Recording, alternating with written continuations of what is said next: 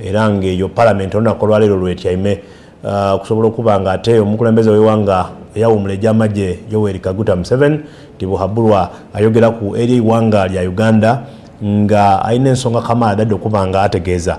We tuli wano tujja kuba nga mpayamu kuniwe nkobere lwaki kyandiba ekikulu naki kyekitegeeza eri eggwanga lyaffe Uganda. So maybe okutandika n'okutegeeza nti ino State of the Nation address eri abo abayinza okuba nga bali ku Baba TV nga bakaali oba nga bali kwebuuza ati kino niki kabiri ekiyida.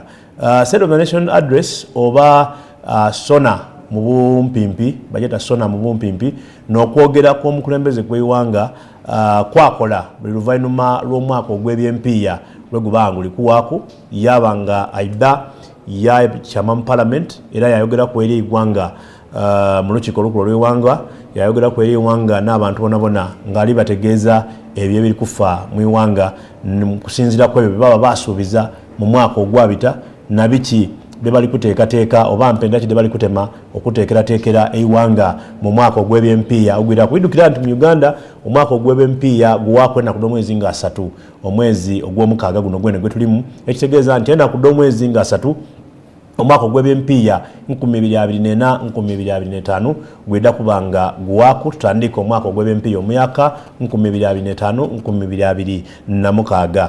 Mperano omukulembeze w'eggwanga bw'abaidde okwogeraku eri eggwanga mu State of the Nation address oba mu kwogera kuno kwawa buli mwaka abaku n'ensonga ed'enjawulo edigemagana ku by'obufuzi edigemagana ku byenfuna edigemagana ku by'okwerinda edigemagana ku byendegeresa n'embeera eddindi oba n'ensonga eddindi bwe dibanga gye kutambula mu bulamu obw'Abannayuganda oba abantu ab'omu eggwanga eryo kandogere kusinziira ku Uganda. So kikulu ino okwogera kuno okuba kuliwo ate era kikulu ino okuba nga Munnayuganda otega amawaito wasobola okuba nga owuliriza era wabona boninga bwe tujja okutuusaako wano ku Baba TV bwe tujja okutuusaako okwogera okwo wasobola okuba nga obona embeera nga bwe kutambula.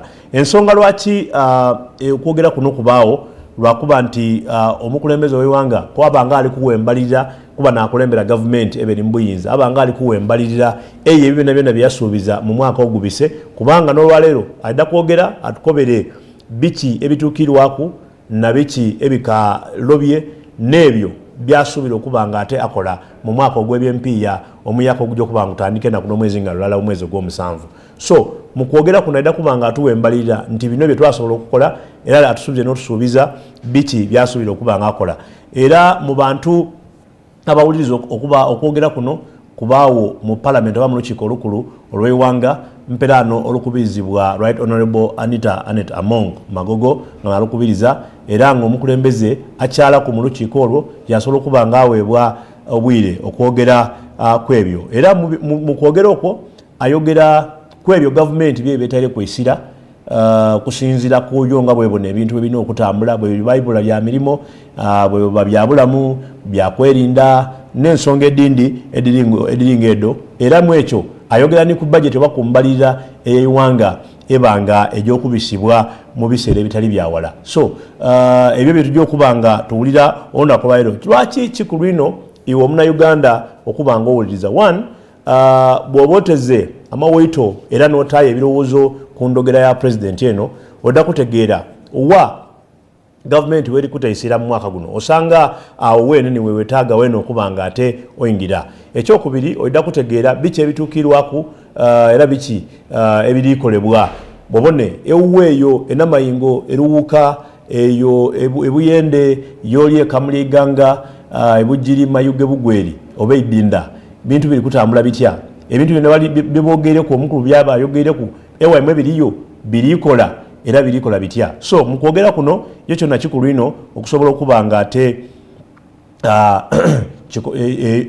owuliriza ekiririra omukulembeze wamaze okwogera okwo parliament etyama yakuteesaaku oba yakukubaganyaku ebirowoozo mu luzungu kyewandyese debate yakudebatingaku bakaba nti awano omukulembeze awo kusinza bwe yayogeire awo yateebye egoolo ate wano awo kyabaire kibulamu oba wale awo twetaga tiyandi kikoze atyo bakikole bati kubanga okwogera kuno kuba eri parliament. So n'olw'ensonga eyo kikulu ino iwe Omunnayuganda okuba nga otega era wawuliriza ebyo ebiri kuba nga bijja okuba nga ate omukulembeze ow'eggwanga abanga ayogera ku ssaawa edirikwira kwawo tulina kuba nga tumulira aye bino nibyo tuli kusuubira oba byewandisuubire mu kwogera kw'omukulembeze w'eggwanga okusookera ayogera ku byobufuzi tumusuubira okuba nga ayidda kuba nga ayogera ku byobufuzi nga biri kujja mu maiso mu iwanga naddala okuba nti tuli kweteekerateekera akalulu akabonabona akabimbabinda ak'omwaka 2026 era ng'ebibiina eby'endawulo eby'obufuzi n'abantu ab'endawulo ssekinoomu bali kusobola okuba nga ate beeteekateeka twabonye kuba naife ab'ekibiina kya DP nga bamaze okulonda mutabamiruka waibwe olwabaire luyi lw'embalala banaife aba ekibiina kya National Resistance Movement kino nga nekiri mu buyinza era n'ekibiina ekya NUP oba National Unity Platform bona batandise okweteekateeka nga bajja ku bitebe byaibwe eby'endawulo okusobola okuba nga ate batolayo empapulo edinaabayikiriza okuba nga ate banoonya kaadi oba bendera ebibiina byaibwe okubagemera bendera eyo basobola okuba nga besimbawo mu kalulu ka 2026 n'ebibiina ebindi byonna biri tuli kubisuubira okuba nti byeteekateeka kale omukulembeze tumusuubira okuba nti ayidda kuba nga ate ayina esira ku nsonga d'ebyobufuzi naddala akalulu akabindabinda n'ebitagema ku byonna byonna okuli ebyokwerinda mu kalulu ako okuli akakiiko k'ebyokulonda okuli enteekateeka nga bwe gitambula n'ebindi kamaala ebigemagana mu nsonga ey'ebyobufuzi etyo bweri ebyobufuzi biri kamaala era bigazi ino wabula ensonga ey'okuba nti tulijja mu kalulu ka 2026 kikulu ino era ekyo tusuubira okuba nti omukulembeze ayidda kuba nga akitaakwesira era akakasa abantu akalulu ako bwe kanaaba kubanga oluvannyuma lwa State of the Nation address eno kabiri eyidda kuba ya mwaka gwidda omukulembeze anaabaku bw'anaaba nga niye abantu ba Uganda gwe balonze era nayidde okuba nga ate agiwa bw'anaaba wundi oyo nayidde okuba nga agiwa so State of the Nation address eyidda kubaawo mu kayi mwezi gwa mukaaga omwaka 2026 so kyamakulu ino oba kyankizo ino okuba nga omukulembeze ayogera ku nsonga eno ey'akalulu ka 2026 na butya ye bwakasuubira okuba nga kajja kutambula era nabiki gavumenti byeteeseteese okusobola okuba nga akalulu kano kajja mu maiso awazira kulemesebwa oba okutabulatabula konakona so ekyo tukisuubire ng'abannayuganda okuba nga omukulu akyogeraku era nsuubira omukulembeze okuba nga ayogera ku byenfuna bya Uganda idukira nti mu mwaka gw'ebyempiya guno amateeka agaweraku gabisibwa twabona eiteeka erigemagana ku mwani nga libisibwa mu parliament y'eggwanga era nga kubimu ku byayogerwa n'okuba nti ebikobebwa okuba nti byagenderwamu eteeka lino okubita n'okuba nti abantu beeyongera okuba nga emwanyi eno bagifunamu akasente ensonga y'ebikaado ebaire mu eddiiro okumala ebbanga eri omukono lyafuuka eiteeka kale tusuubira omukulembeze okuba nga ekyokubiri na biri mu State of the Nation address bw'abanga omukulembeze ali kwogera so tumusuubira okuba nga ajja kwogera ku byenfuna mu nsonga eyo ey'ebyenfuna okusobola okuba nga ate ayogera ku mwani ayogere ku bikaado ayogere ni ku ebyo ebireeta esente mu nsawo edda abantu ab'endawulo okusinziira ku biketezo bye bava nga bwe nkobye ife waife Busoga ebimu ku ebyo bye tubaye twegemyeku ino n'okuli ekirime eky'ebikaado ekiva mu sukaali n'ebintu ebindi oba oliawo idukira nti ebyuma bya sukaali bidde nga biweraku eidinda mu Mayuge mu Bukamuli mu Iganga omwo ne mu district y'Edindi eruuka yona ebyuma bidde nga bibayo so tusuubira nti ffe ng'abantu b'e Busoga ekyo omukulembeze w'eggwanga ayidda kuba nga akikonaku wetwogerera eibula ly'emirimu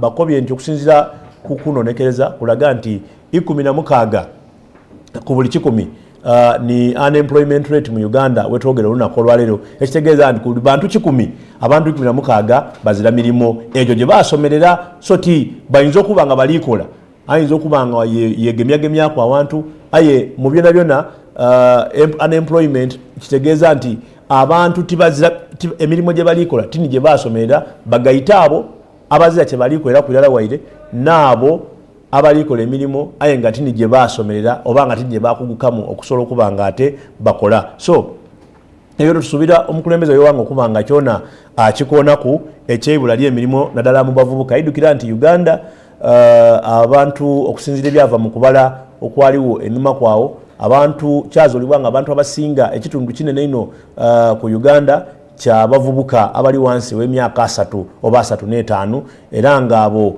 ekikedezo kinene ino ekikola Uganda wabula nga bangi kubo emirimo bazira kale omukulembeze tumusuubira okubanga ensonga ya idaaji konaku era atutegeeze nampendaki de bali kubanga bataawo nga government ya NRM okusobola okubanga ate bakyusaamu obanga batereza ekyo ekyebula eri emirimu mu iwanga Uganda. Twidye nga tubona enuma kwawo President Museveni aidye nga alambula ebiketezo ebyendawulo mu Uganda yali ku Mbusoga yajja ku eruye eyo mu Buganda wano yabaawo yajja ku ni mu West eyo ni bitundu bingi Muteso ni Mulango ng'ali kulambula enteekateeka ya gavumenti eno ya parish development model nkani PDM era nga ategeeza nti eyo n'edimu ku ngeri gavumenti detairewo oba ku ngira gavumenti etairewo edda okusobola okuba nga abantu bekombawaza beetoole mu butake nkani mu bwavu era nga eyo natusuubira okuba nga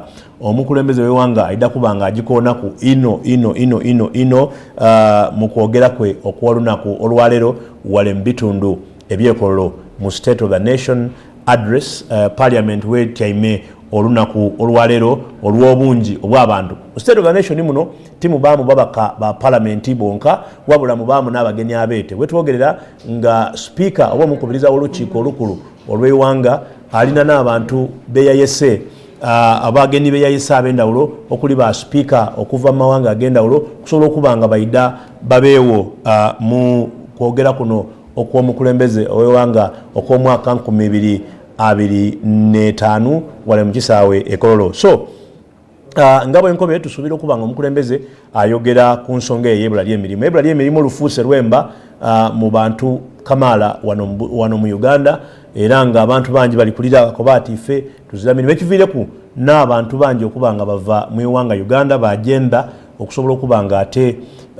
basobola okuba nga beetuusaaku empiya okubolyawo batandika n'ofuna okola emirimu egiri eruyo yetu bweneku abantu bangi nga bajja mu nsi nebalidde abawalabu nga bali kunoonya ekikumi basobola okuba nga bebezaawo so ekyo kidyewo oba olyawo olwebula eri emirimu eririwo mu Uganda ate nga n'abasomi bangi abafuluma mu universities ediswika 50 tulina mu iwanga Uganda buli mwaka aye nga bangi kubo bwe bafuluma bamalirizanga emirimu bazira waire obanga bali kunoonya nga tibafuna era okulonekeza kulaga nti bano bafuluma bamala emyaka 13 nga bali kunoonya emirimu aye nga tegiri kuboneka ni gavumenti eno yavaayo yategeeza nti gavumenti tesobola kuba na mirimu gimala abantu bonabona wabula ekubiriza abantu okusobola okuba nga betandikirawo ebyo bakola n'okuleeta enkola nga PDM oba parish development model abantu bafunira akasente akawerera kumpi kakaire kalamba okusobola okuba nga ate bebezaawo batyo mpolampola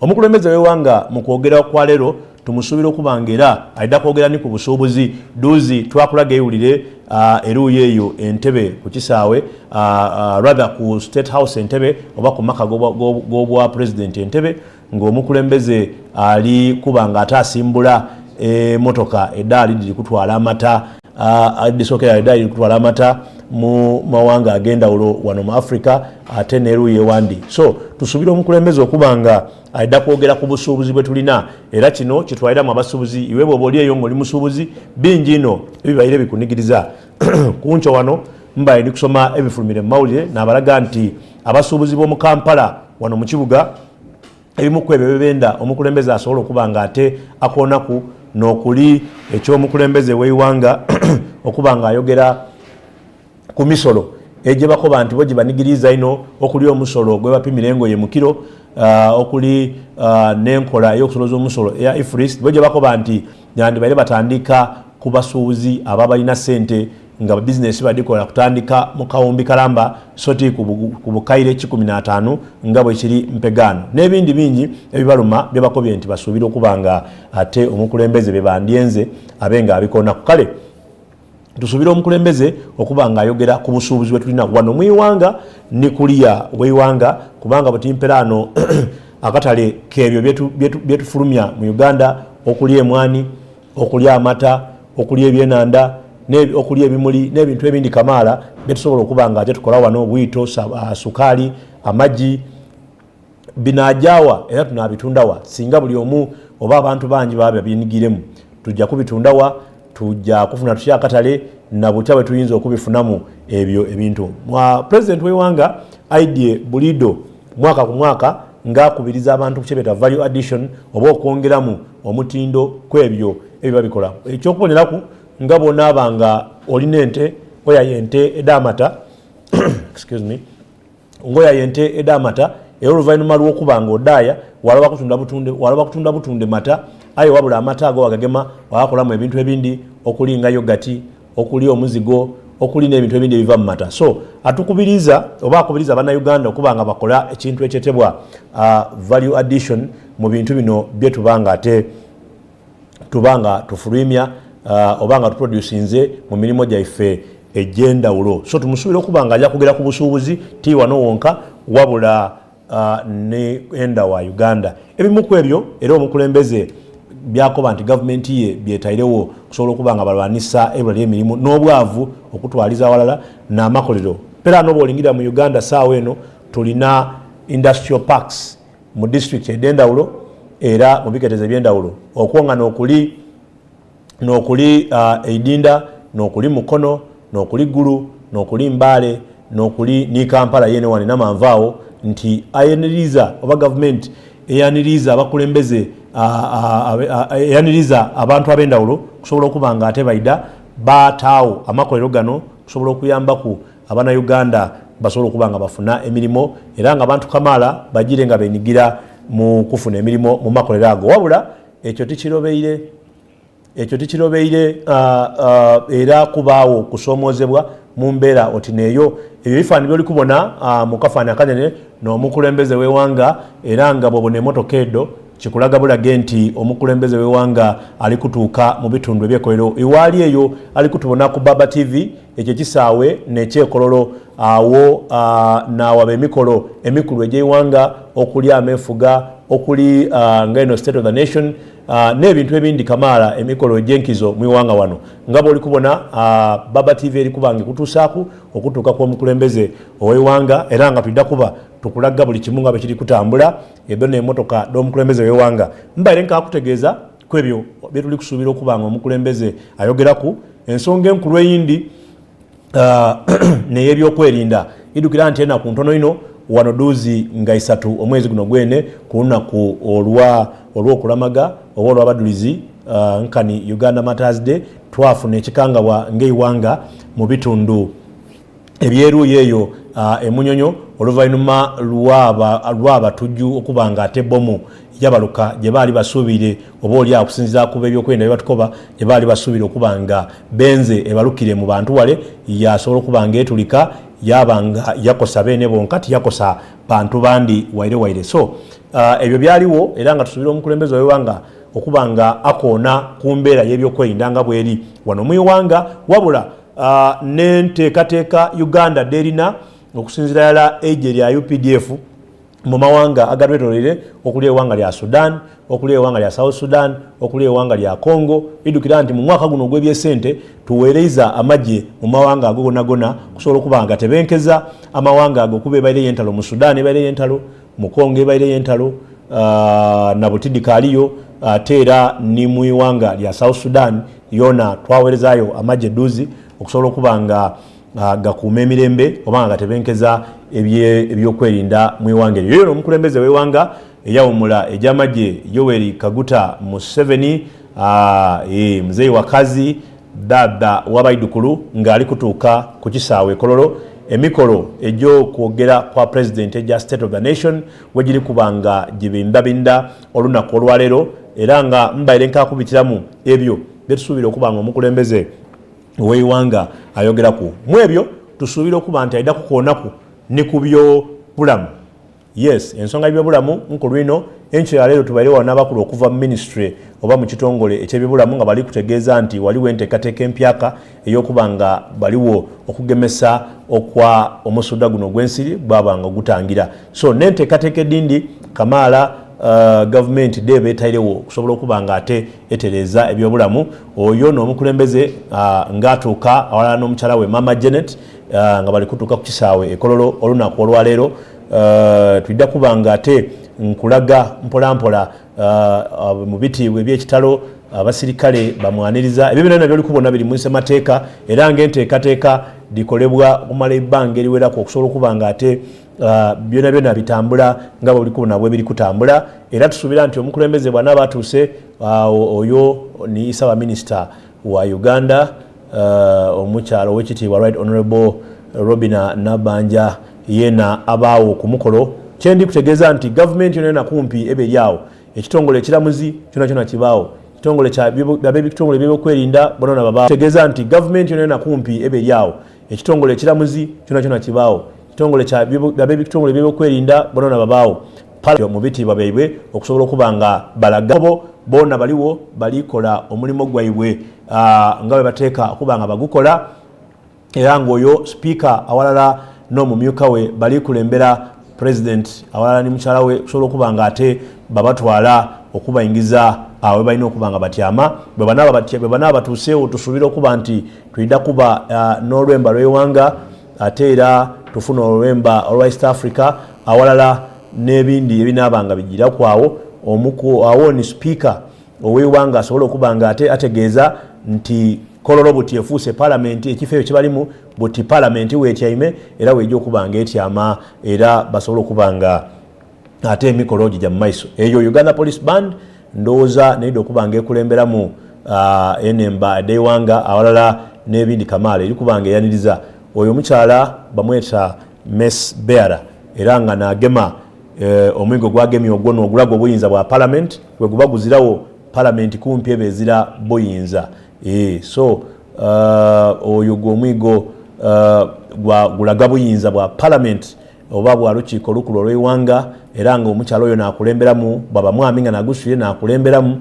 asobola okuba nga ate batyama buli omu anekaanekaine kyeninza okutegeeza kusinziira ku bifaananyi bye tuli kubona okuva eruuyi eyo era nga omukulembeze omubwoine wuuyo amaze okuba nga ate atyama era yaba nga awandiika oba nga asayininga mu kitabo okulaga nti atuuse bukalamu era nga mugeni eri palamenti ey'eiwanga Uganda awo wajja okuba nga asinziira ate ayogereku eri ewanga bwe tunaaba nga tumaliriza era palamenti takufuna omukisa okuba nga ekubaganya ebirowoozo ku ebyo ebinaaba byogerwa idukira nti ennaku n'omwezi nga 12 tujja kuba lwakuna sabbiiti eida saasira eida tulida kuba nga ate tufuna kyebeta budget speech oba okwogera okugemagana n'embalira y'eiwanga era ndowooza nga bwe kibaire kibaawo emyaka giri gyona tujja kwira awo weene enkololo tusobole okuba nga tuwulira embalira y'eiwanga esomebwa minisita atwala ebyenfuna mu iwanga owekitiibwa Honorable Matiya Kasaija oyo ni nga agisoma ku lwa president w'eiwanga era nga edda kuba tutegeeza wa gavumenti werikuta esira kusinziira kwogera okunaabaawo olwaleero bajeti yo yamala era okuba nga eteekebwateekebwa era nga ekirindirirwa buti kyakuba nga embalirira eyo oba speech eyo ndogera ku bajeti ebaawo ennaku n'omwezi nga 12 omwezi guno gwene ogw'omukaaga tulida kuba lwakuna era ino tulida kuba nga tubikutusaayo ayo empegaano tuli kololo ku kisaawe emikolo egy'okwogera kwa president nkani state of the nation address sona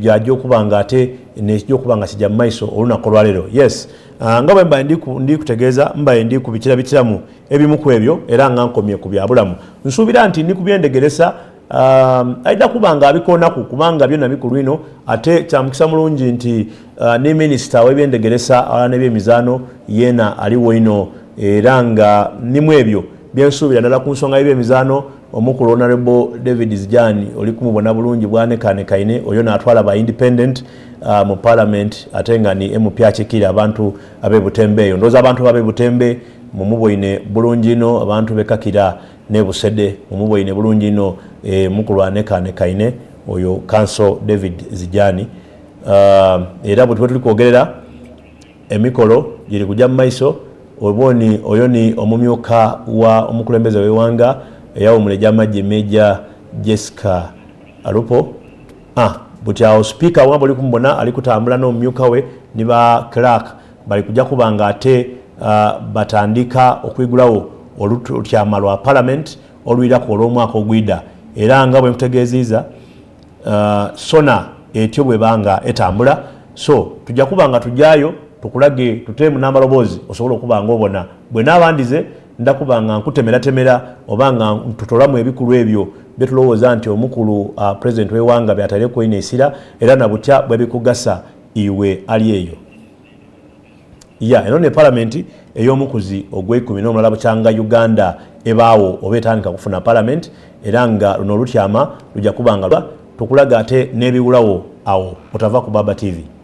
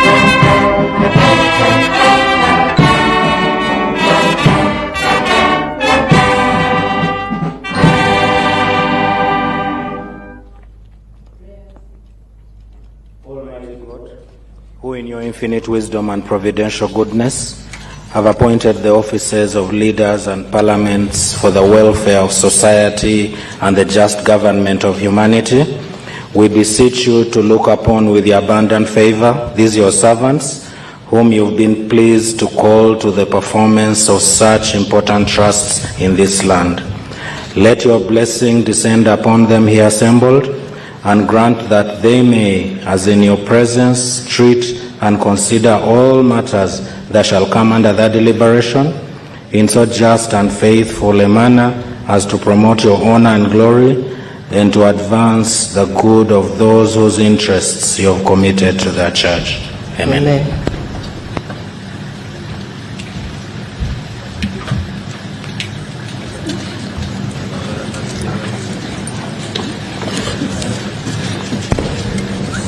Item number 3, proclamation by the Right Honourable Speaker of Parliament.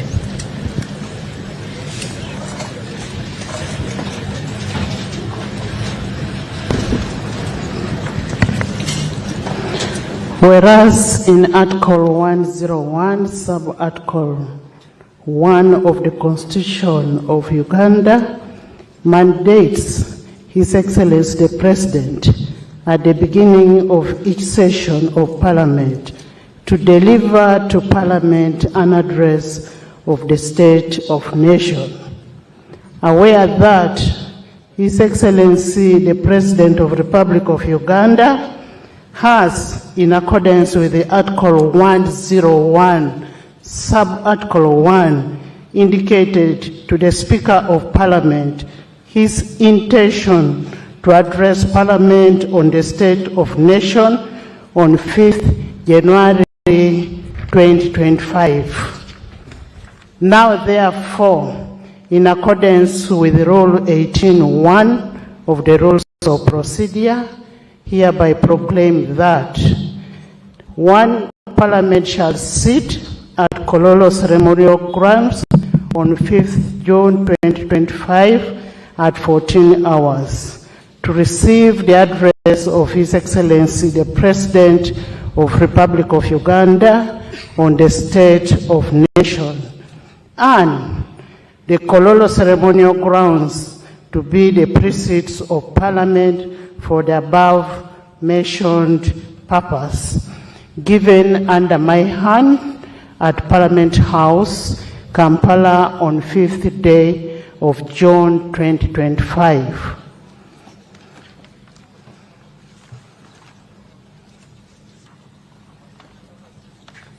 Item number 4, communication from the Chair. Your Excellency, the President of the Republic of Uganda, General Yoweri Kaguta Museveni, accompanied by the First Lady and the Minister of Education and Sports, Mama Janet Kataha Museveni, Her Excellency, the Vice President, Major Retired Jessica Alupo Epel, the Deputy Speaker of Parliament of Uganda, His Lordship, Honorable Deputy Chief Justice, Dr. Flavian Zeija, who is also here to represent the Chief Justice, the Honorable Visiting the Honorable Visiting Speakers and Presiding Officers of Parliaments of Africa and their representatives. We have the Right Honorable Alban Kingford Sumana Bangbin, the Speaker of Parliament of Ghana and the Chairperson of the Conference of Speakers of African Union Legislatures, COSPAL. Right Honorable, just raise up and wave to us. The Right Honorable Vital Kamerhe, the President of the National Assembly of the Democratic Republic of Congo. Join me in welcoming our guests. The Right Honorable Lucas Sinibo Moha, the Chairperson of the National Council of Parliament of Namibia. You're most welcome. The Right Honorable Joseph Intakrotinimana, the Speaker of the East African Legislative Assembly. You're welcome. The Right Honorable Jaffa Amson Kingi, the Speaker of the Senate of Kenya. You're welcome. The Right Honorable Pamela, the Deputy Speaker of the Transitional National Legislature of South Sudan. You're welcome. The Right Honorable Prime Minister and Leader of Government Business in Uganda, the Right Honorable Nabanja.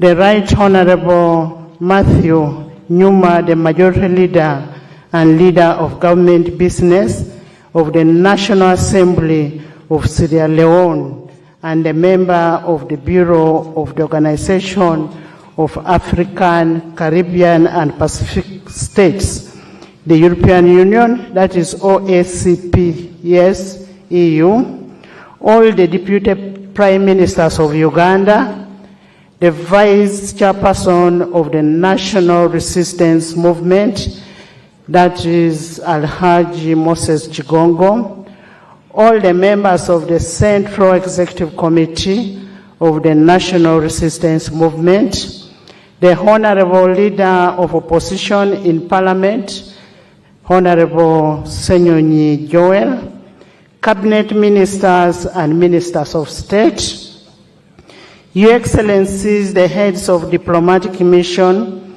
High Commissioners, Ambassadors and members of Diplomatic Corps, Honorable members of Parliament of Uganda and members of the East African Legislative Assembly, Honorable Clifford Ande, Member of Parliament of Shiselish and Member of the Bureau of OSC CPS EU, the guest members from other legislatures, the Secretary General of the National Resistance Movement, Honorable Richard Todong, the distinguished former leaders, notably Right Honorable Amama Mbabasi, I've seen, and others, the traditional, cultural, and religious leaders that are present here, the permanent secretaries, the heads of public agencies, corporations, and parastatals, distinguished guests, ladies and gentlemen. I welcome you to this inaugural sitting of the 5th session of the 11th Parliament of Uganda. Today marks the beginning of the final year of the 11th Parliament. I will state without any fear of contradiction that this Parliament has been the epitome of the people-centered legislature. I want to commend His Excellency, the President of the Republic of Uganda, for his unwavering support to the legislature. And I also want to commend all of you, members, for living up to your role and responsibility. Thank you so much. In a special way, I take this opportunity to appreciate all the speakers and presiding officers of sister parliaments and legislatures in Africa that have honored our invitation. Thank you so much for your solidarity and for loving Uganda. You are most welcome to Uganda, the Pearl of Africa. Honorable members, it's a command of the 1995 Constitution of Republic of Uganda under Article 101, Sub-Article 1, that the President shall, at the beginning of each session of Parliament, deliver to Parliament an address to the State of Nation. Therefore, today the House and indeed the nation will receive the presidential address on the State of Nation. Unless circumstances dictate, this will be the final State of Nation address that the 11th Parliament will receive from His Excellency the President. Especially that, considering that by this time next year, the 12th Parliament will be in session. Basing on that, it is a historic opportunity for all patriots and the people of goodwill to reflect on our collective achievements as a nation and take stock of the prevailing challenges and opportunities for a sustained growth of our beloved nation, Uganda. Your Excellency and honorable members, during the previous session, Parliament's performance was generally outstanding and was characterized by a greater responsiveness, efficiency, and effectiveness. To this end, Parliament of Uganda held 75 sittings, during which 2 oaths were administered to new members of Parliament. That is Honorable Akifensa Grace Ngabirano and Honorable Luimbasi Elias Nalkola. 35 bills were passed, 3 petitions were concluded, 45 resolutions were passed, and 53 reports were adopted.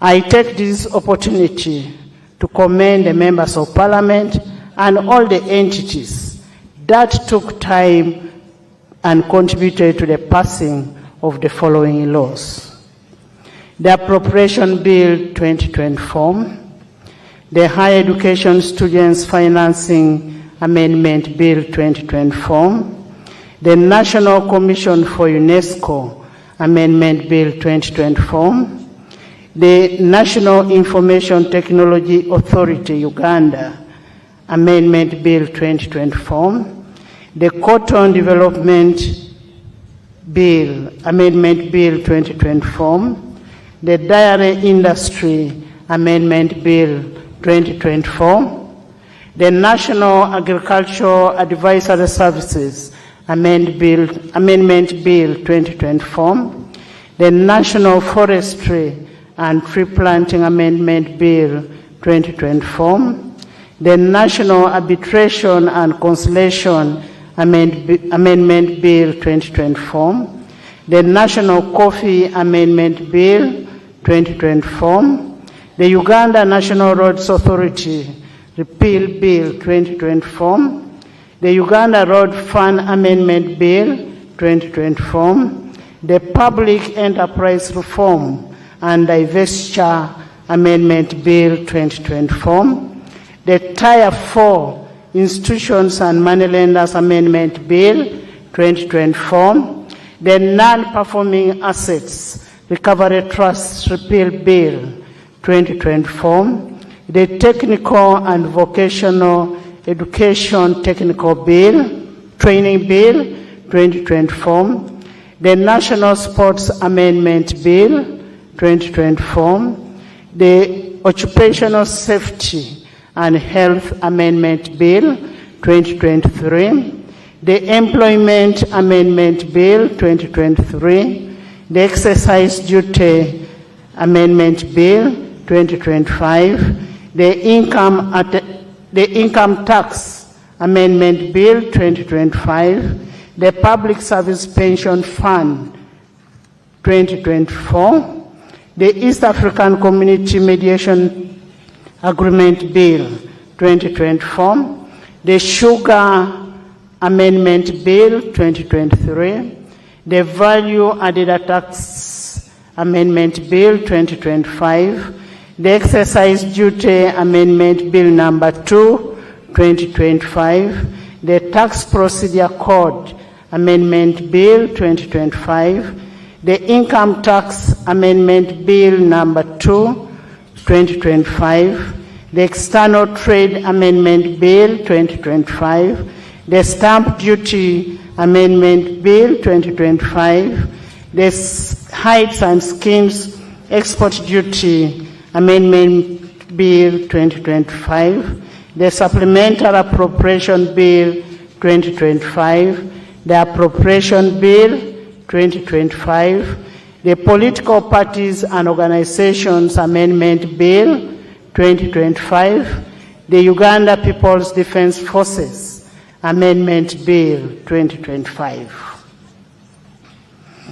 Your Excellency, Parliament of Uganda recognizes the importance of greater efficiency and effectiveness of public service as a cornerstone of service delivery and an instrument of the realization of our national development aspirations.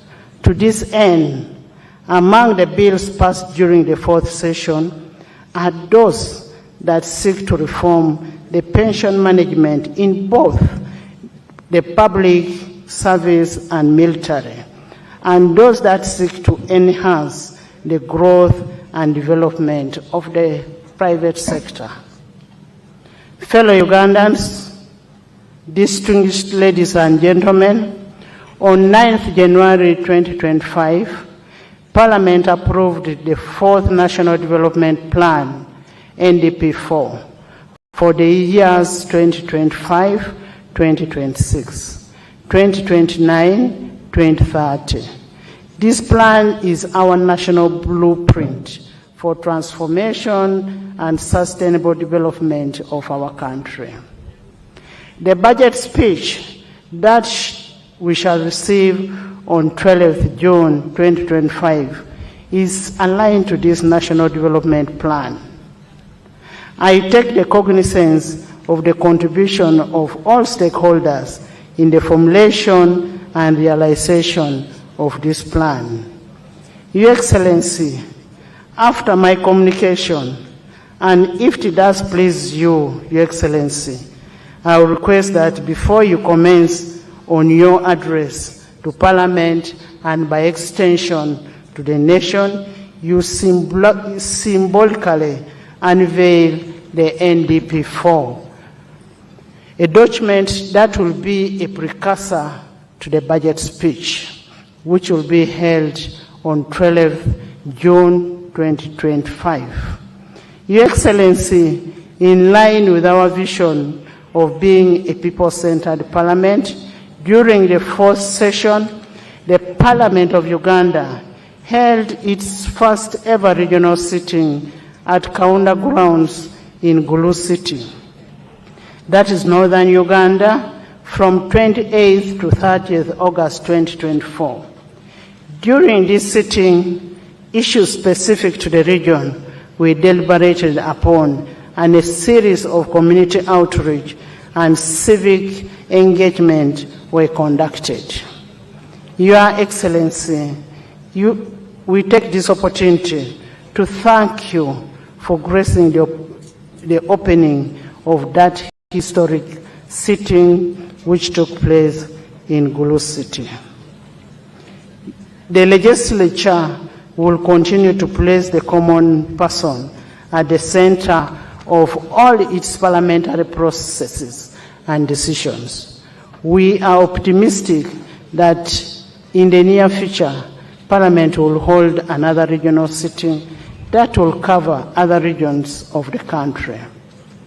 In a bid to foster Pan-Africanism and international collaboration with other legislatures and interparliamentary bodies, we continued to further interparliamentary diplomacy through active participation and membership in various interparliamentary bodies, such as the East African Community Bureau of Speakers, the Conference of Speakers and Presiding Officers of the African Union Legislatures, that's COSPAL, the Interparliamentary Union, IPU, the Pan-African Parliament, PAP, the European Union, Africa, Caribbean and Pacific, EU, ACP, Group, and the Commonwealth Parliamentary Station, CPA, to mention but a few.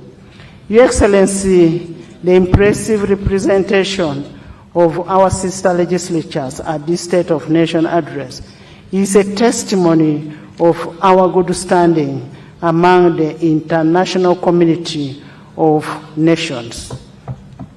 I take this opportunity to once again welcome our guest speakers and presiding officers and thank them for traveling from far and wide to witness this historic occasion. You're most welcome. Join me in welcoming our guests. Your Excellency and honorable members, I take this opportunity to thank you for your role in enabling the remarkable output registered by legislature during the fourth session. I will reiterate my appreciation for the consistent support of His Excellency the President of the Republic of Uganda and Commander-in-Chief of the Armed Forces, General Yoweri Kaguta Museveni. Your Excellency, the 11th Parliament draws inspiration of your effective and impactful leadership as a key enabler and a societal transformation. We undertake that the fifth session that you will open today will remain steadfast in effectively executing its mandate in furtherance to the National Vision 2040 that aims in transforming Uganda in modern and a prosperous nation within the 30 years. Your Excellency and honorable members, as you may be aware that Article 83, Sub-Article A of the 1995 Constitution permits members of Parliament to leave and join political parties or political organizations of their choice within 12 months before the end of term of Parliament, to participate in activities or programs of political parties or political organizations relating to the general election. To this end, I am in receipt of notification by the following members opting to join respective political parties. Honorable Twaha Kagabo, MP Bukoto South, from the National Unity Platform to the National Resistance Movement. Honorable Akol Anthony, MP Clark North, from the Forum for Democratic Change to the National Resistance Movement. Honorable Jarama Pendusi Martin, from Baradegi Laibi, from the Independent Opposition Leaning to the National Resistance Movement. Honorable Ongetho Emmanuel, from Jonam County from Forum for Democratic Change to the National Resistance Movement. Honorable Mpuga Matthias Nyendo Mukungwe, from the National Unity Platform to the Democratic Front. Honorable Dr. Abed Bwanika, MP Kimanya Kabonera, from National Unity Platform to the Democratic Front. Honorable Kakembo Michael, MP Entebbe Municipality, from the National Unity Platform to the Democratic Front. Honorable Kakandi Juliet Nakabuye, City Woman MP Masaka, from the National Unity Platform to the Democratic Front. We wish the members well in the exercise of their freedom of association as prescribed in Article 29 of the Constitution of Uganda, which we swore to uphold. Your Excellency and honorable members, despite the remarkable strides that we have made, the fourth session was not without any challenges. We regrettably lost 2 sitting members of Parliament in the person of Honorable Sarah Mateke, woman member of Parliament of Kisoro, and Honorable Mohammed Segrinya, MP Kawempe North. We continue to pray for internal repose of their souls. Pursuant to Article 94(4)A of the Constitution of the Republic of Uganda, 1995, and Rule 26(1) of the Rules of Procedure of Parliament of Uganda, Legislature will continue to prioritize government business. We look forward with optimism to government legislative agenda for the fifth session and other plans that may be contained in today's presidential address of nation. I say all this for God and my country. Your Excellency, as I had earlier on stated in my communication, I will now take this singular honor and privilege to invite you to unveil the National Development Plan 4. Your Excellency, you'll be joined by my good self and the Deputy Speaker, the Ministers of Finance, to perform this activity.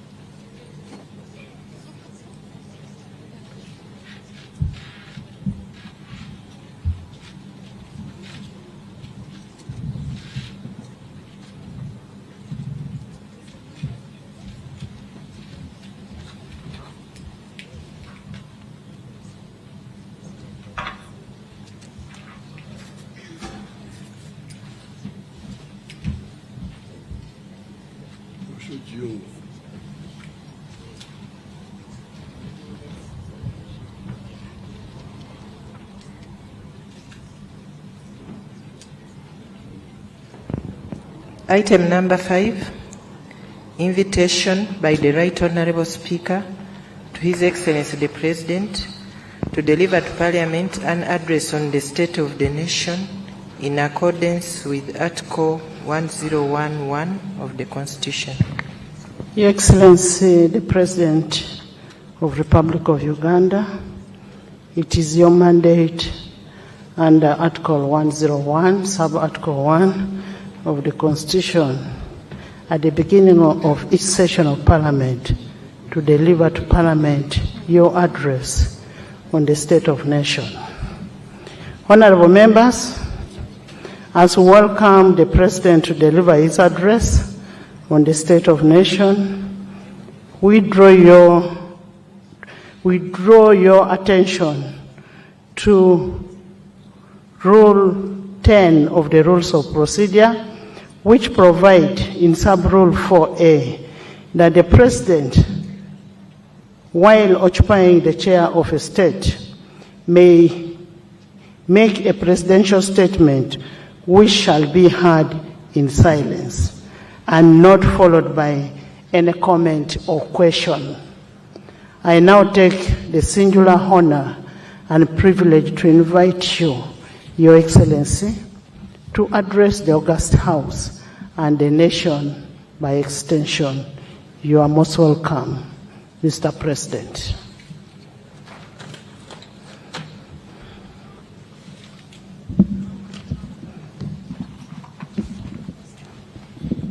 Her Excellency the Vice President, the Right Honorable Speaker of Parliament,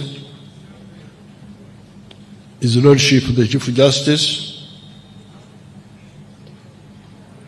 Right Honorable Deputy Speaker of Parliament, His Lordship the Deputy Chief Justice, the Right Honorable Prime Minister and Deputy Prime Ministers, Honorable Ministers, Honorable Members of Parliament, Honorable Members of the Diplomatic Corps, cultural and religious leaders, the wananchi, distinguished guests, ladies and gentlemen. In fulfillment of the constitutional requirement, under Article 101, Clause 1 of the Constitution of the Republic of Uganda, I am here to deliver the State of the Nation Address 2025. Fellow countrymen, countrywomen, and especially the Bazukulu, abantu abo, I applaud you all for positively utilizing the peace and tranquility prevailing across the country and the improved physical infrastructure to improve your personal lives, your families, and your communities. Since the last State of the Nation address, a number of people have unfortunately departed from this earth. They include His Holiness the Pope, late Pope Francis, the late Honorable Major John Kazola, former Member of Parliament of Kashari, the late Honorable Sarah Mateke Nyirabashitsi, the former Minister of State for Defense, the late Honorable Muhammad Segirinya, the former Member of Parliament for Kawempe North, the late Honorable Dr. Yako Chisa, the former Member of Parliament for Kwen County, the late Honorable Babadiri Margaret, the former woman Member of Parliament for Koboko District, the late Honorable Margaret Komhanji,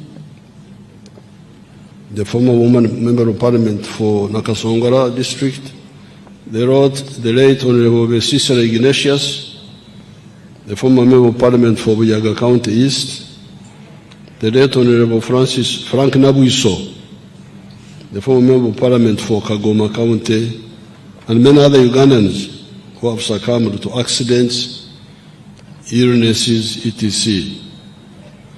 I request that we rise up and observe a moment of silence in the memory of those that have passed on.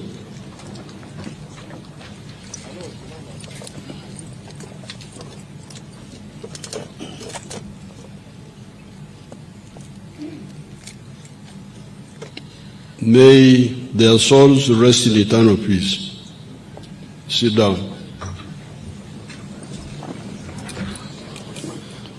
In the Gospel, according to St. Matthew, chapter 7, verses 24 to 27, Jesus talked about two kinds of builders. The wise builder, who built his house on the rock, and the foolish builder, who built his house on sand.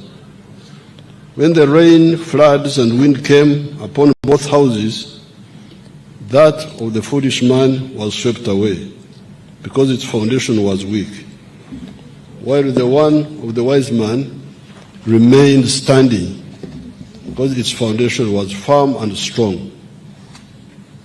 The national resistance movement can be likened to the wise man in Jesus' parable, because we have been able to establish the necessary foundation to catapult Uganda to modernity based on the four principles ideology.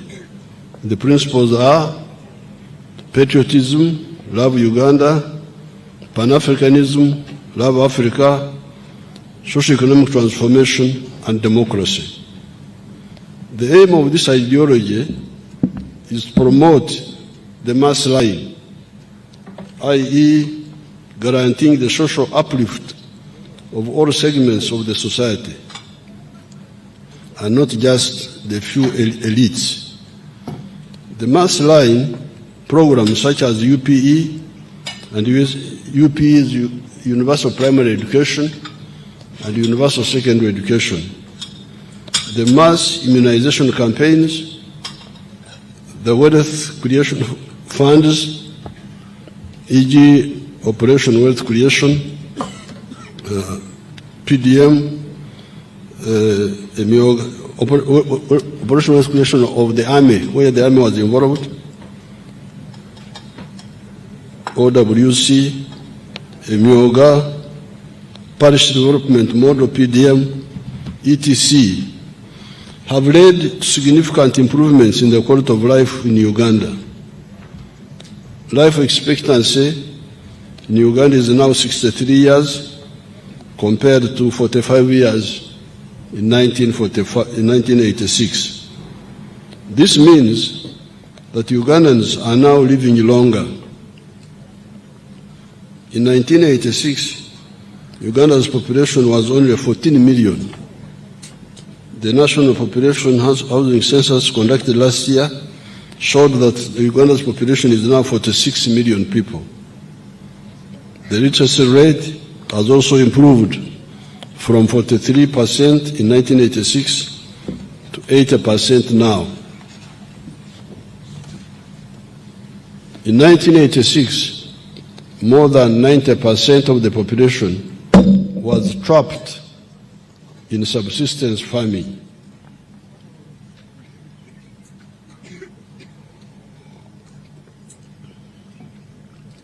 i.e., working only for food with no surplus to take to the market to get money. There has been a significant reduction in the percentage of households in subsistence agriculture. They are now 33%. And you hear that at the beginning they were 90%. These few illustrations show that implementing the mass line programs is the most effective way of triggering socio-economic transformation. Therefore, in line with the mass line philosophy of the NRM, we must prioritize the following. Number one, peace and security of person and their property in all parts of the country. Number two, accelerating industrialization with focus on building factories which use locally available materials as inputs. Number three, export promotion and import substitution by boosting the domestic manufacturing capacity. Number four, strengthening the private sector. Number 5, increasing market access for our exports, both in the regional markets such as East African Community, COMESA, among others, and international markets. Number 6, skilling our youth through the zonal industrial hubs.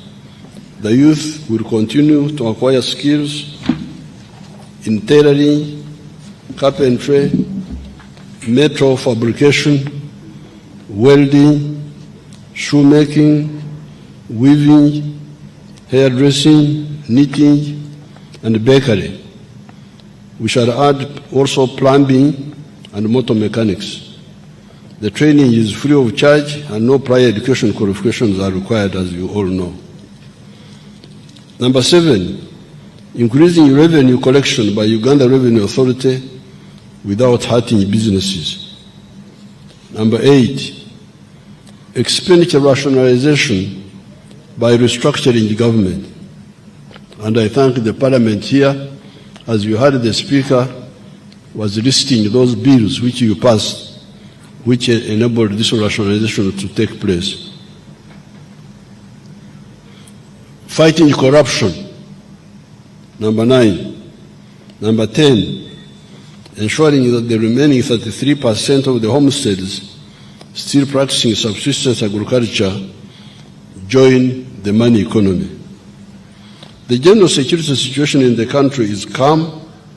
However, the traditional and non-traditional threats to national security continue to manifest in the form of terrorism, negative political activism, general and cross-border crime, as well as health and environmental risks. The national borders are secure, save for the spillover effects resulting from the conflicts in the Eastern Democratic Republic of Congo, South Sudan, Sudan, Khartoum, and Somalia. These include influx of refugees and asylum seekers, illegal immigrants, and proliferation of small arms and light weapons. The capacity of the national security agencies, i.e. Uganda Police Force, the Internal Security Organization, supported by the Army, the UPDF, has been enhanced in order to combat crimes and guarantee the safety of all Ugandans. You saw how they stopped this young person who blew herself up the other day because she wanted to go into where people are, but it was foiled. It was intercepted before, and she decided to blow herself up because she was discovered. The security situation in Karamoja sub-region has significantly improved, despite pockets of criminality in the form of livestock thefts and some incursions by the Pokot and Turkana from Kenya. Deployments to stop cattle thefts by some of the Karamojong in the neighboring sub-districts, sub-regions of Sebei, Teso, Lango, and Acholi have been maintained. In the eastern DRC, the joint FADAC is the Congolese army, UPDF operations against ADF are ongoing with significant achievements. Since November 2024, 223 abductees have been rescued from captivity and some firearms and bombs have been captured, including IEDs, improvised explosive devices. The government continues to modernize and professionalize Uganda's security forces by improving their welfare and strengthening the cooperation between the civilian population and the security forces. The UPDF, Uganda People's Defense Force Construction Brigade, has rehabilitated schools in rural communities and together with the National Enterprise Corporation has been involved in the rehabilitation of major infrastructure such as Entebbe International Airport. It is paramount to jealously guard Uganda's political and economic stability. All attempts to destabilize Uganda by internal and external actors have been thwarted and defeated.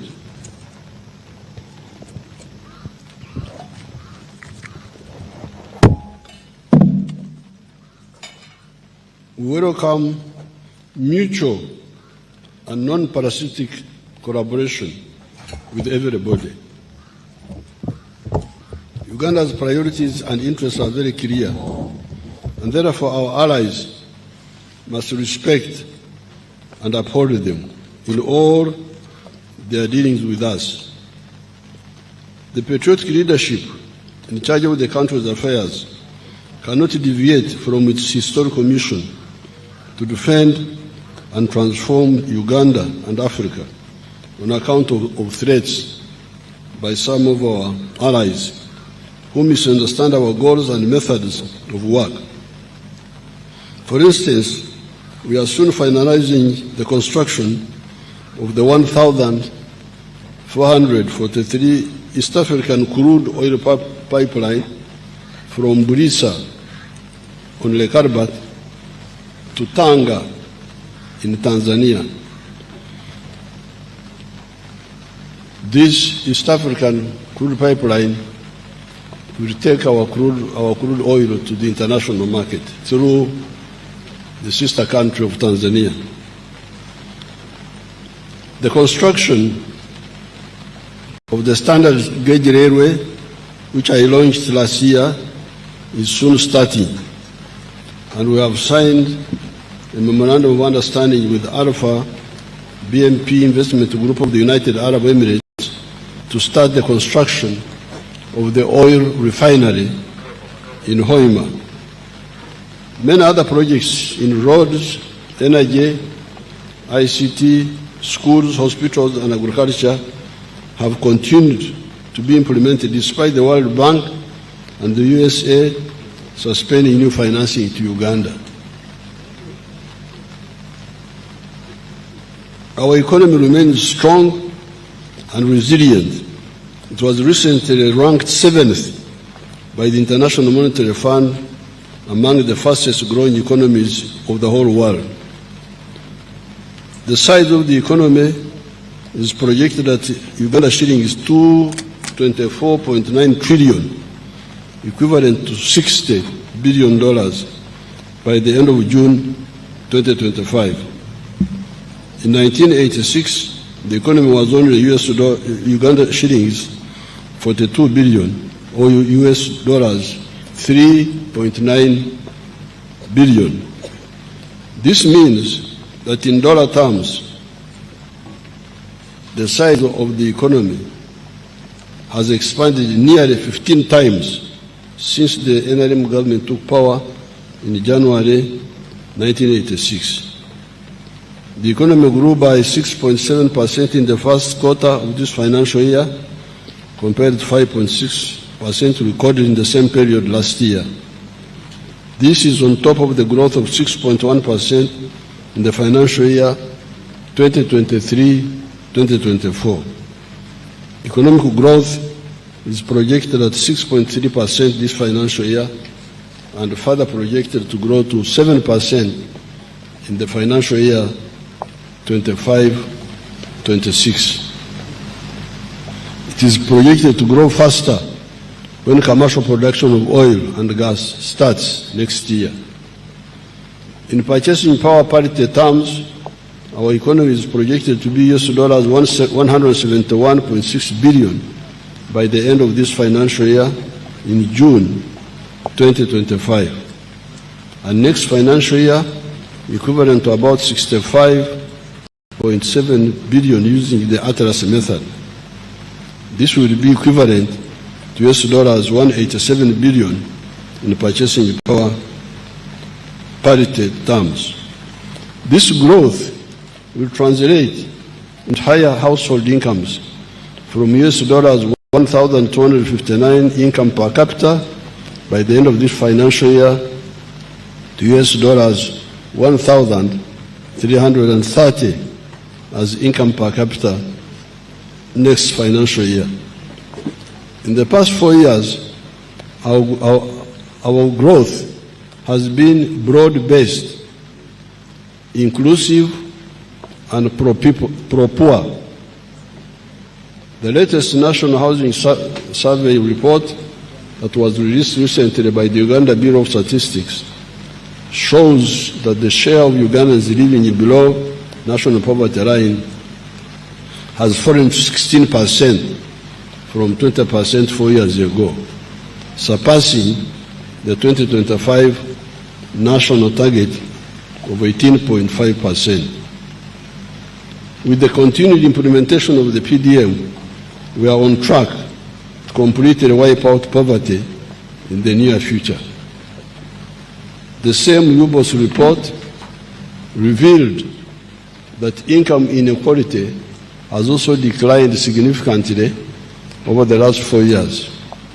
The Gini coefficient, a statistical measure used to determine the extent of income inequality within a population, has reduced 38% from 41% in 2020.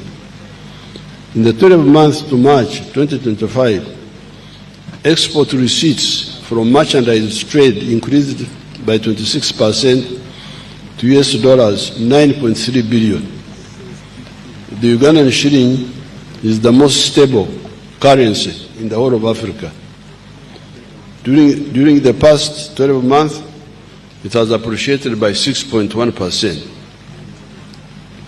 Inflation is under control. It is projected at 3.6% in financial year 2024-2025.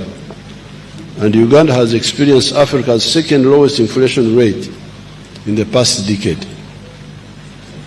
Foreign direct investment inflows are projected at US dollars 3.8 billion, while tourism and remittance receipts from our Ugandans abroad are projected at US dollars 1.5 billion and 1.4 billion respectively. During the next 5 years, it is projected that Uganda's GDP is going to more than double to USD 158 billion in 2030 in exchange rate terms, and US dollars 296 billion in purchasing power parity terms. These achievements are not by accident. They are on account of deliberate and focused government interventions.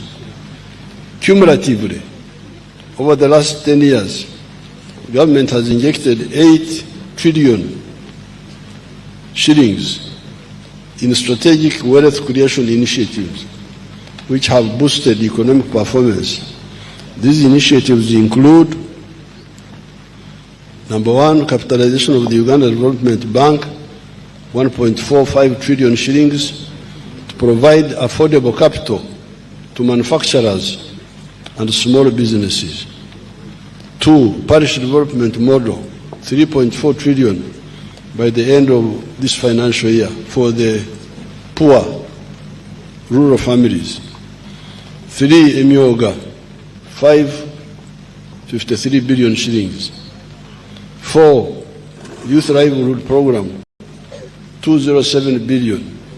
5, Small Business Recovery Fund, 100 billion. 6, Agriculture Credit Facility, 495 billion. Youth Venture Capital Fund, 12.5 billion. Uganda Women Entrepreneurship Program, 168 billion. Invite Project, 800 billion. The Grow Project, 824 billion. And the Uganda Development Corporation, shillings 1.2 trillion, among others.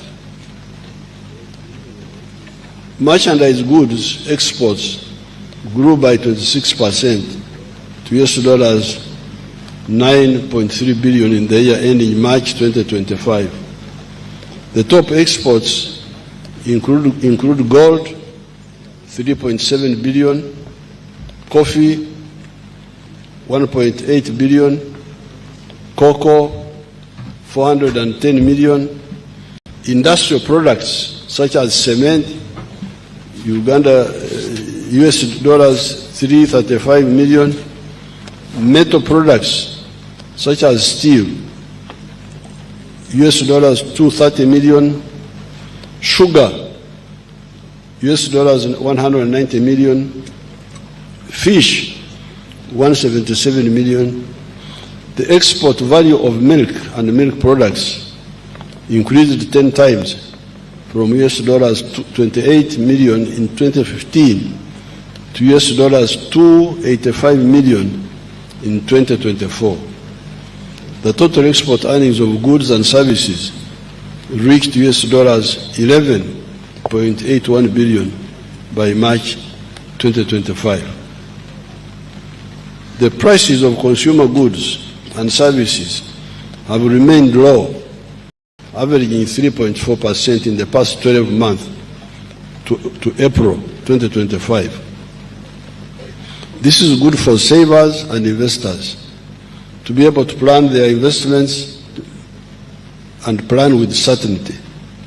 The low inflation was due to a stable exchange rate, good crop harvests, and the decreasing global prices of liquid fuels.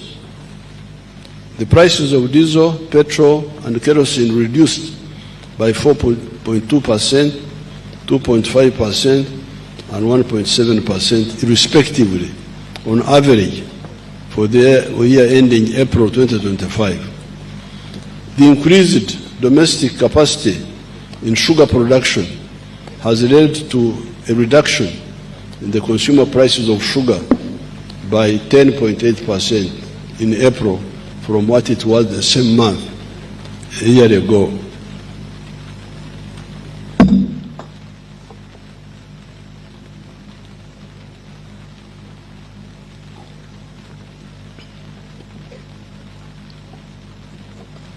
For Baganda tugamba akatari kabbe temanyi Luganda. Akatari kabbe oli amagumba osula mu mulyango. Bano Baganda bakika ki bannange?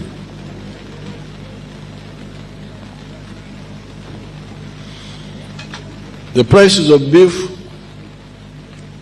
have increased by 10%, in part due to the increased export of beef to the Middle East, which has increased demand. This is good for the cattle keepers. The problem we still have is the disease outbreaks in some parts of the country, as well as cattle thefts.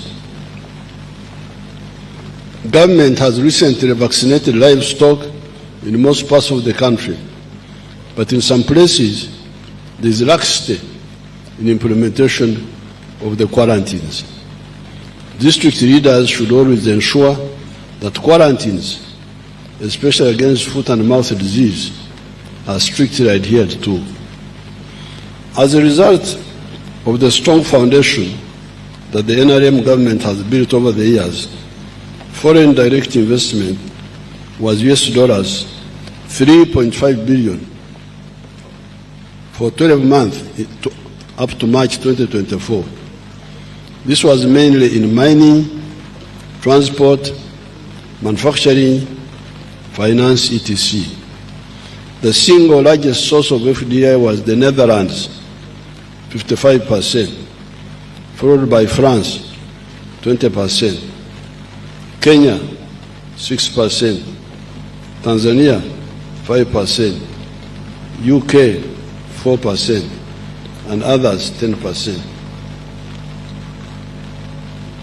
In 1986, the government collected only shillings 5 billion in revenue because private businesses and manufacturing had collapsed. When the NRM took power, we embarked on the rehabilitation of the economy and adopted the policies of liberalization and reformation of the public institutions. As a result, the revenue collection capacity has improved. Revenue collection is projected at Uganda shillings 31.9 trillion. This financial year ending June 2025, equivalent to 14.3% of total economic output of GDP. This is still less than the desired level to finance our development plans.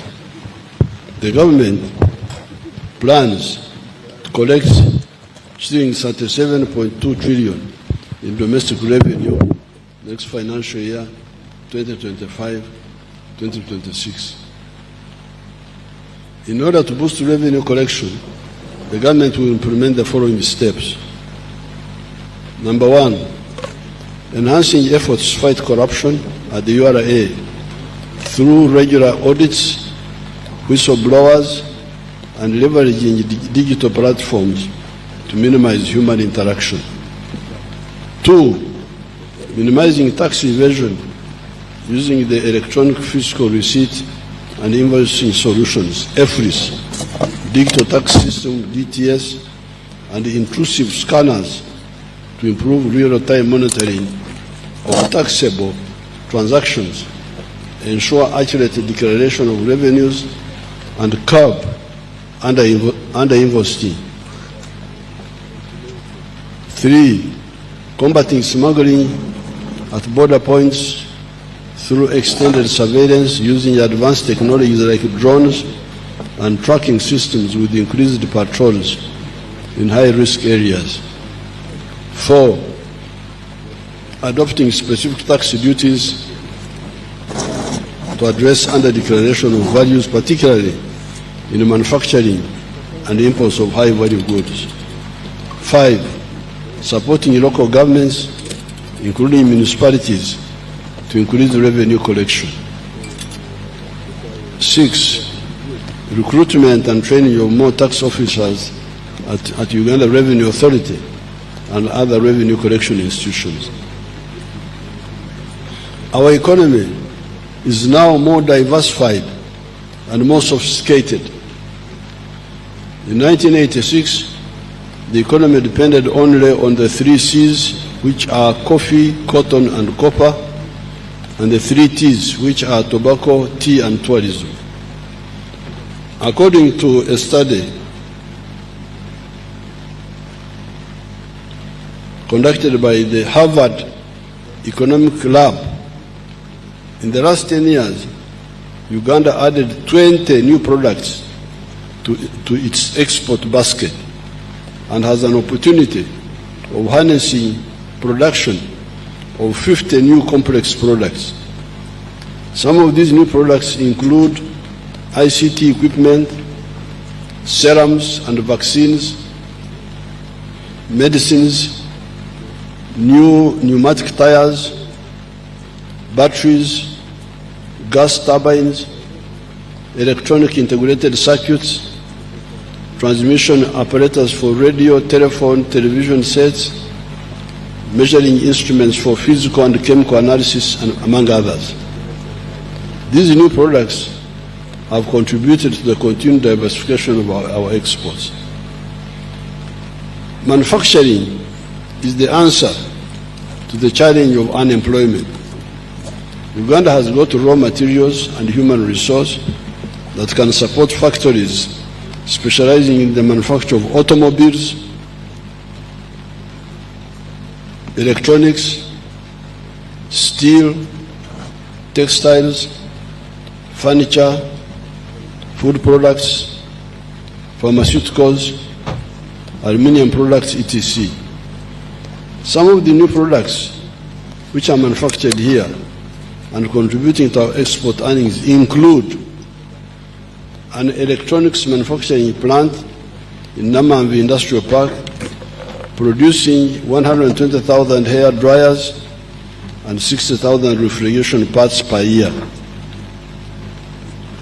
Number two, pharmaceutical companies producing 4 million single HIV pills and 2 million other medicines per year. Number three, dairy farms, which produce 5.3 billion liters of milk, and processing plants such as Royal Milk Enterprises, Jezad Farm, Brookside Dairy, Amos Dairies, Lakeside Dairies, GBK Dairy, Pearl Dairy, etc., which process about 800 million liters of milk and 365 million tons of cheese per year. Number 4, cut flowers worth $120 million being exported to Europe and other countries per year. Number 5, 2,000 tons of avocado and 4,000 tons of bananas being exported to countries like South Sudan, Kuwait, Thailand, and South Korea per year.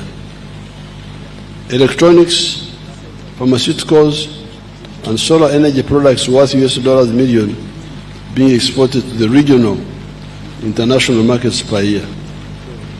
Therefore, with the roads and electricity we have now, the emphasis on skills development and the entrepreneurial spirits of Ugandans, the country can increase the share of manufacturing goods in total economic output to the levels of South Korea, Thailand, or Malaysia.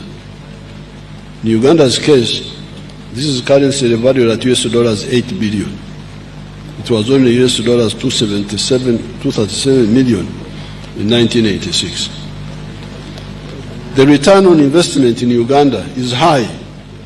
It averages 14% per year and can be higher in some sectors compared to an average of only 5.2% in Europe in 2022.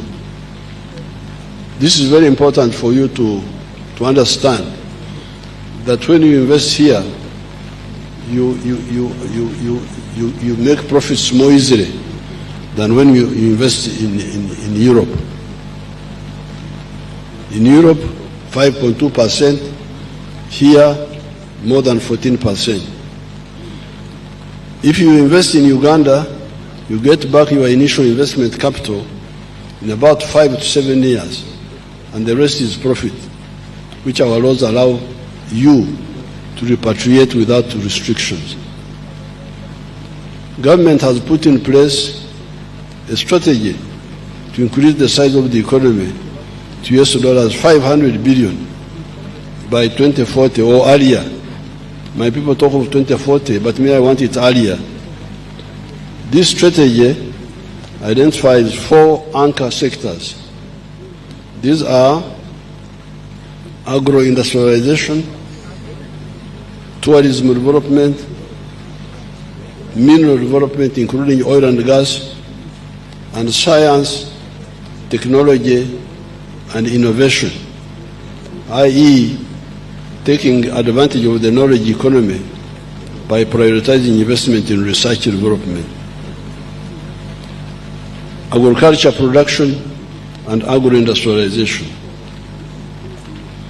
Government has invested in irrigation in order to boost agricultural production.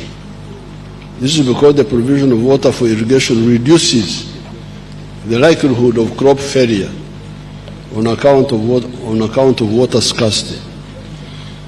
Although Uganda's irrigation area has increased from 22,000 hectares to 23,000 hectares, the country, however, has an irrigation potential of 3 million hectares. We have got 3 million hectares which can be irrigated. And here we have only irrigated 23,000 hectares of the 3 million. In order to achieve this goal, government is accelerating the construction of solar-powered irrigation schemes, medium-scale irrigation schemes, earth dams, communal and individual valley tanks, and large-scale irrigation schemes across the country. The construction works for 92 solar-powered irrigation schemes have been completed, adding an irrigation area of 900 acres.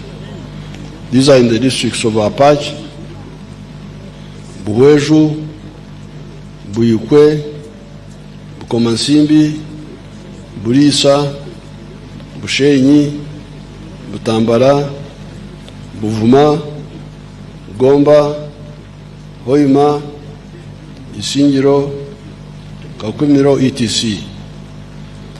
The new solar-powered irrigation schemes have benefited 110,000 farmers, and production yield from 112 schemes has increased to 3,600 tons per season.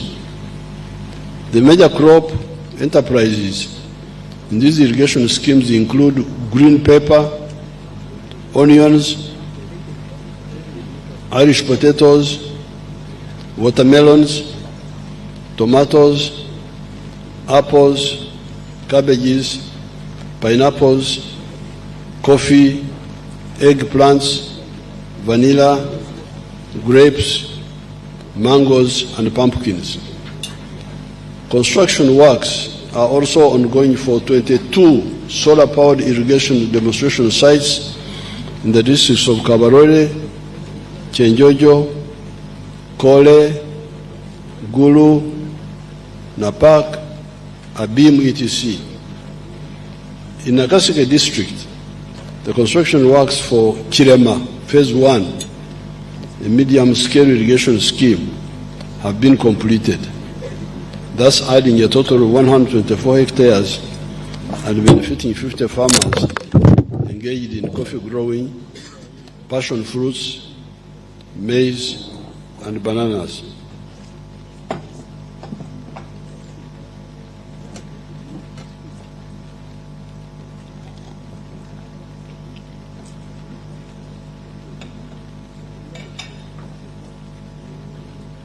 Magezi g'Abaganda.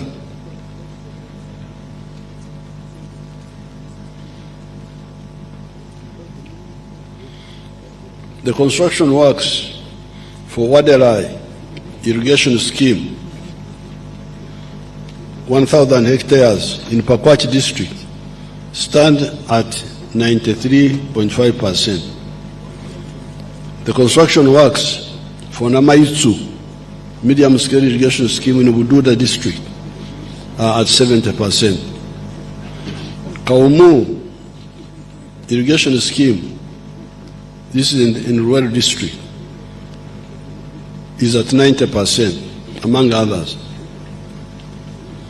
A mega irrigation scheme, Nyimur, covering 3,300 hectares, has been constructed in Lamo district. You know where Lamo is? You people, you don't know where Lamo is. Lamo is far away, far away, far away on the Sudan border, South Sudan border. Other construction works include Achomai irrigation scheme in the Bukedea district, covering 1,480 hectares and targeting 1,600 households. Atari irrigation scheme in Kwen Buramburi district, covering 680 hectares, targeting 2,667 households.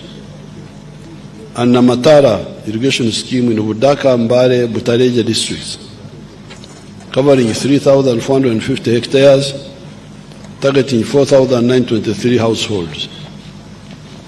The current production of milk stands at 5.4 billion liters at the end of 2024,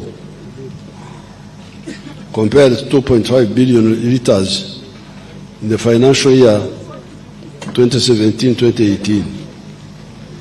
We have also identified and secured foreign markets through government-to-government interventions, e.g. Algeria, Nigeria. These countries are now buying our powdered milk.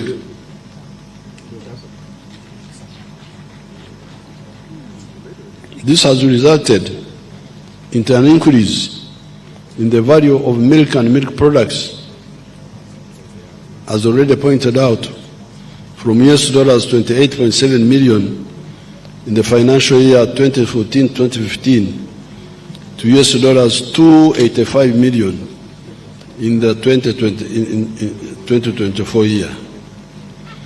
A new processing factory, Ben Foods, has been commissioned and is currently operational with an installed capacity of 10,000 liters of milk per day. The total value of fish catches from all the water bodies has steadily increased since government deployed armed forces to assist in fisheries enforcement. Currently, we are producing 658,000 metric tons of fish annually. The availability of raw material, fish, sustained operations of 12 fish processing factories. You know that debate. The fisheries unit has been able to stop overfishing or reduce it, although they also accused once in a while of being also sinners. But we can audit their work by looking at the 12 factories which are now processing fish. Many of these had closed. I will meet the fisheries people soon. I will meet the traditional fisheries communities. But this is one of the facts. Are the factories operating or not? And had they closed or not? When we meet, we shall discuss this. Because according to this one here, 12 factories are now operating, processing 658,000 metric tons. The performance has also been a result of the government focus on gazetting of fish breeding grounds. Ebyondo Nebiema, where the fish produces young ones. Some people had invaded those breeding grounds. Enforcement of fisheries laws and regulations, provision of quality fingerings and fish feed, and providing an enabling environment for private sector to invest in aquaculture. The value of fish and fish products exported increased from $148 million to $152 million in the financial year 2023-2024. The volume of coffee produced has increased from 7.8 million 60 kilogram bags in 2022-23 to 8.2 million bags in the financial year 2023-2024. The performance in the coffee subsector is attributed to government strategic interventions, including generation and distribution of improved coffee variety seedlings, supporting increased use of water for irrigation, and promotion of use of fertilizers use among the farmers. The value of coffee exports has steadily increased from $845 million financial year 22-23 to $1.1 billion in the financial year 2023-2024. Government has provided the research institution with funding of 30 billion in the financial year 2025-2026, geared toward the development of improved coffee production, multiplication, and disease, pest, and climate-resilient varieties. The volume of maize increased from 3.4 million metric tons in 2018 to 5 million metric tons in 2024. Subsequently, the value of maize exports increased from $63 million financial year 2018 to $195 million in financial year 2023-24. The performance is attributed to the increased adoption of improved maize varieties by farmers, increased value addition by private sector, and increased vigilance by government in control of pests and diseases. Next financial year, the government will prioritize the following support agro-industrialization. Number one, appropriate agro-processing and value addition technologies. Number two, high-quality agricultural inputs. Number three, construction of key water storage and irrigation infrastructure. Number four, enforcement of standards and market access. Number five, establishing appropriate post-harvest handling and storage facilities and infrastructure. Number five, disease, pest and vector control. Number seven, supporting vertical and horizontal value addition for production of high-value multi-input products such as nutritional foods, baby foods that use several products like milk, eggs, maize, vegetables, fruits, etc. We must add value to all these products which we are producing now. The eggs, if the eggs are too many, where will you put them? The internal market may not be enough, and the regional market may not be enough. So the answer is to produce baby foods, nutritional foods, so that we can export to the international markets. Number eight, extension services.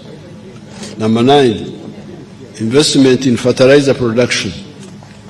Number 10, certification and regulation of agricultural inputs and provision of appropriate finance for the various components of the agricultural value chain, among others. Government has introduced the large-scale commercial farmers interest-free credit facility of shillings 175 billion. The money is accessed through government-owned commercial banks. These are Post Bank, Housing Finance Bank, and Pride Bank Limited. This enables large-scale farmers to access mechanization in order to boost agricultural-based exports. The parish development model. The parish development model is now in its third year of implementation. By the end of this financial year, in June 2025, shilling 3.3 trillion will have been provided to the parish development model. The government is currently providing shillings 100 million for each parish per year, per annum. During my up-country trips, I have interacted with some of the beneficiaries of the PDM funds who have used them to start enterprises in food crops, farming, goat keeping, piggery, beekeeping, etc.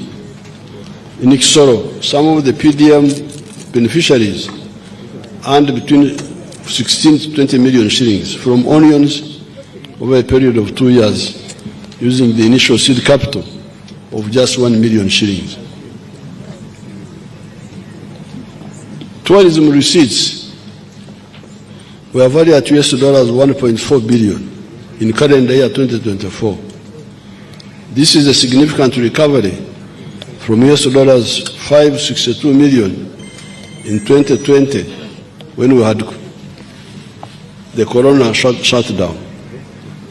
The good performance is attributed to the sustainable peace and security, increased competitiveness of Uganda's tourism industry through marketing and the government investment in strategic tourism infrastructure. To support tourism, the government has provided adequate security to the tourism sites, improved physical infrastructure, and supported the tourist companies with tax relief. Government is strengthening economic and commercial diplomacy through our embassies or missions abroad to promote tourism in addition to mobilizing foreign direct investment and enabling penetration into export markets. Uganda's proactive support for meetings, innovations, conferences and exhibitions, and our participation in global tourism expos resulted in hosting 267,000 tourists in wildlife protected areas. Government has maintained 1,200 kilometers of trail tracks and roads in the national parks. An important aspect in tourism promotion is adherence to the international standards in terms of grading of accommodation facilities, such as hotels and restaurants,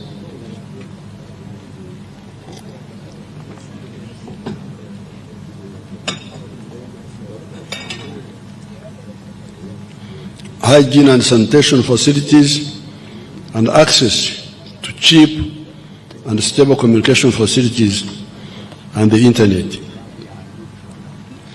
In this regard, the government is upgrading the internet gateways to reduce the internet costs and increase the speed of internet connections. The priority areas for tourism development next financial year and in the medium term include: number one, branding and marketing of Uganda as a tourism and investment destination. Number two, infrastructure development and construction of sanitation infrastructure in tourism sites. Number three, construction of refreshment centers and highway road signage and sanitary facilities. Number five, improving tourism security.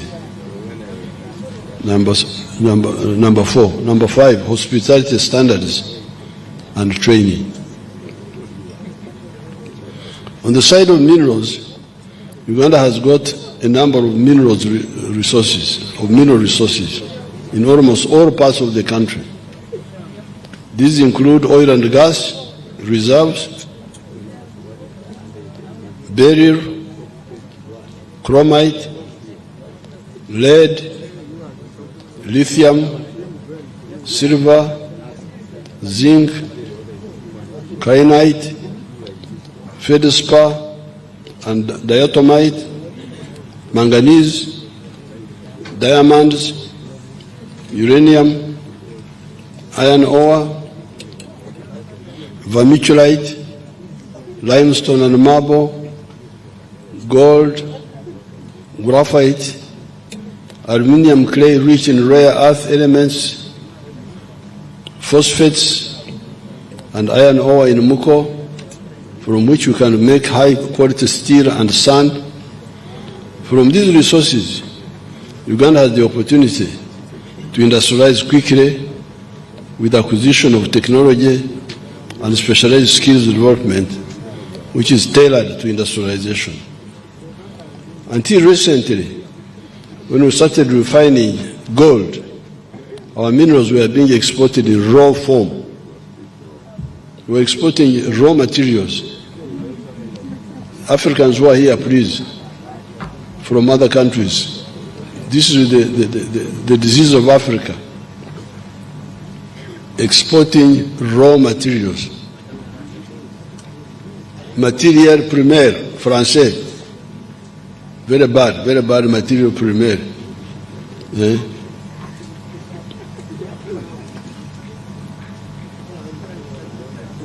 This means we are donating all the benefits, such as jobs and money, to other countries. I don't have time to give, like if you take iron ore, at one time, if you would export a ton of iron ore, they would give you $47. At that time, the one who processed the iron ore into a ton of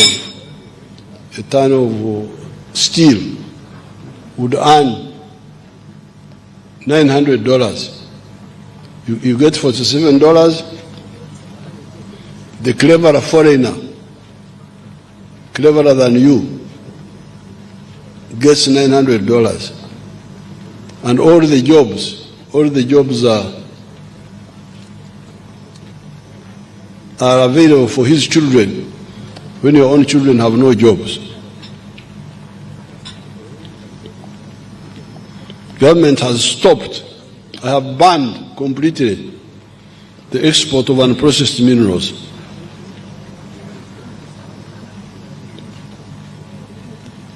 Some of the people wanted to kill me. I say, you kill me, but I will not.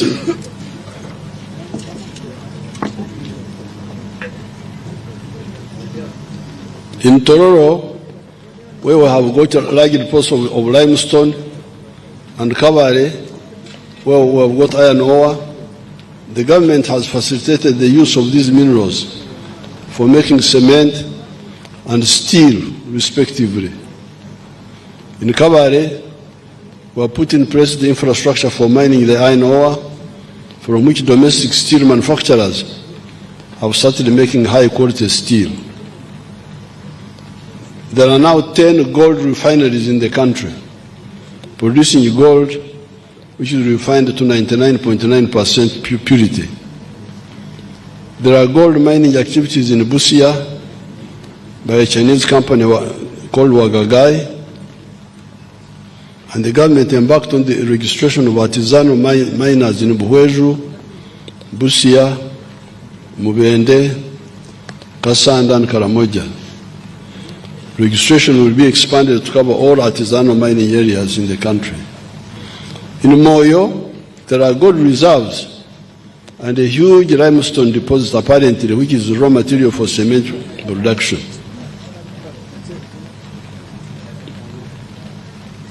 Madi, Manzora, we currently have 3 cement manufacturing plants, namely Tororo, Hima, and Simba Cement, and high-quality tin smelting plant in Barara with an annual capacity of 1,600 tons. A number of cement factories are coming up in Karamoja.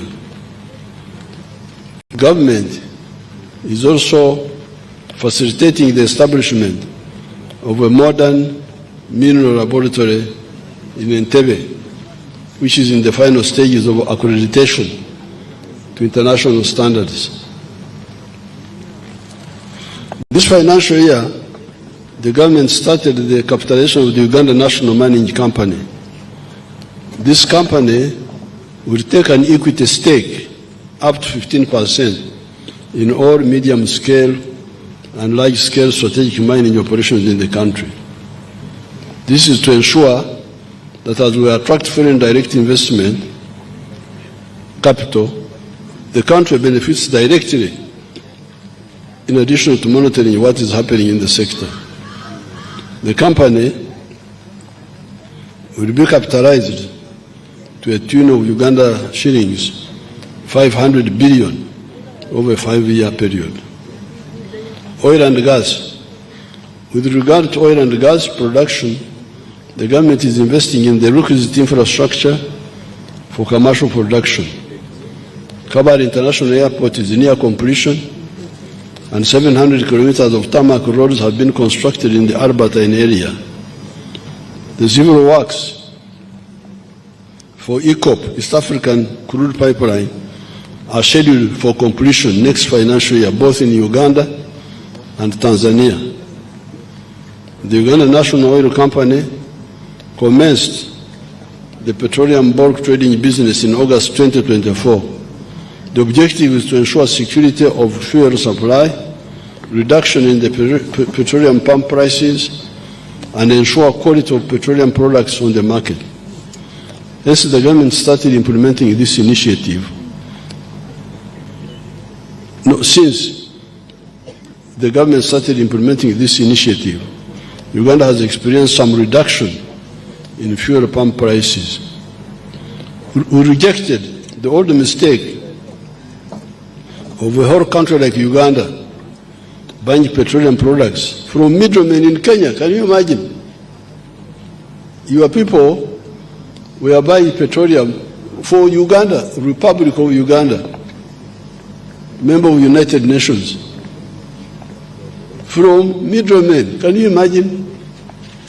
You can't believe what happens in Africa. I didn't believe it. And you know, in these ministries, there are people called commissioners. Have you heard of them? Commissioner of ignorance of what? So when I came to know, I said, this will not happen. Why not buy from refiners? Don't you know where the refineries are? Or the bulk suppliers? You can't believe it.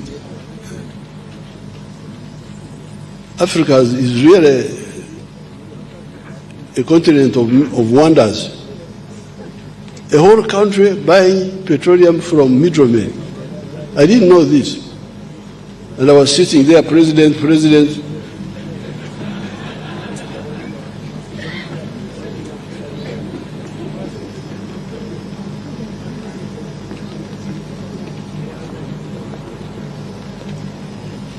In the minerals sector,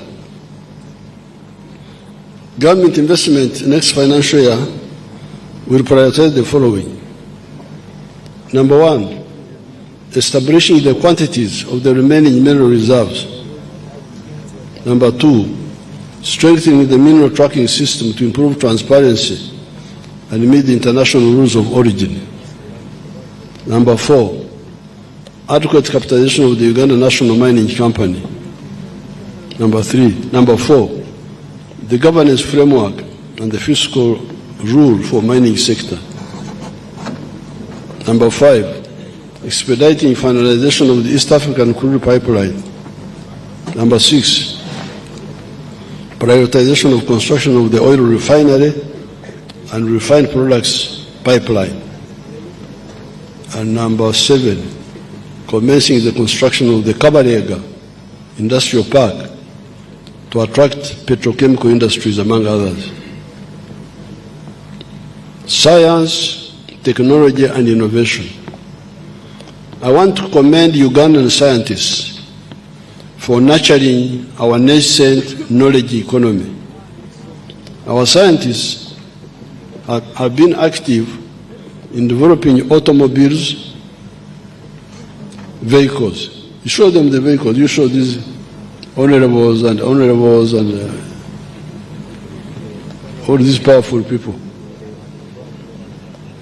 Emotoka zaffe bannange ziruddawa ziteekeko. Temulina motoka zaffe, mulina abakulu bokka be bali abakulu tebamanyi. Bannange mugirabye Kira. Our visitors, freeze it there. Kakabagirabire ddala. Alaba wano bagiteekako ne bajjaku.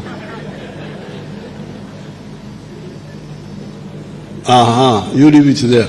Freeze it there. Now, those buses are electric buses manufactured by your children here. From zero to the whole thing. They are called Kira.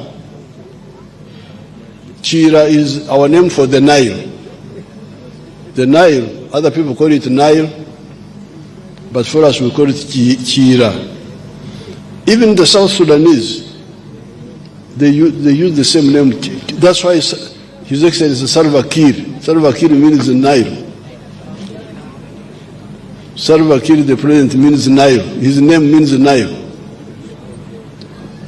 So these people are making the buses, the smaller cars, all other vehicles. Thank you. You can now show the big people. Or whatever you.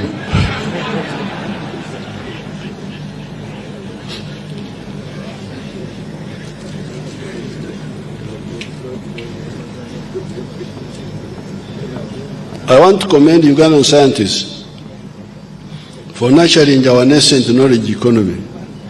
Our scientists have been active in developing automobiles, vaccines, electronics, therapeutics, diagnostics, and other healthcare tools. The innovations include, number one, the Kira vehicle plant in Jinja, which has an annual capacity of 2,500 vehicles and employment potential of 12,000 direct and indirect workers. There are 39 buses operating on our roads from Kira, and 30 buses are under production. The plant has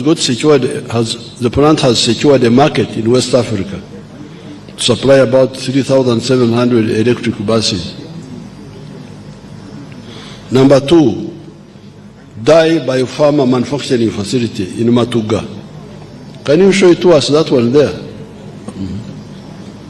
That one is a clever Ugandan who is heavily supported by the government. But he has also attracted some support from other places.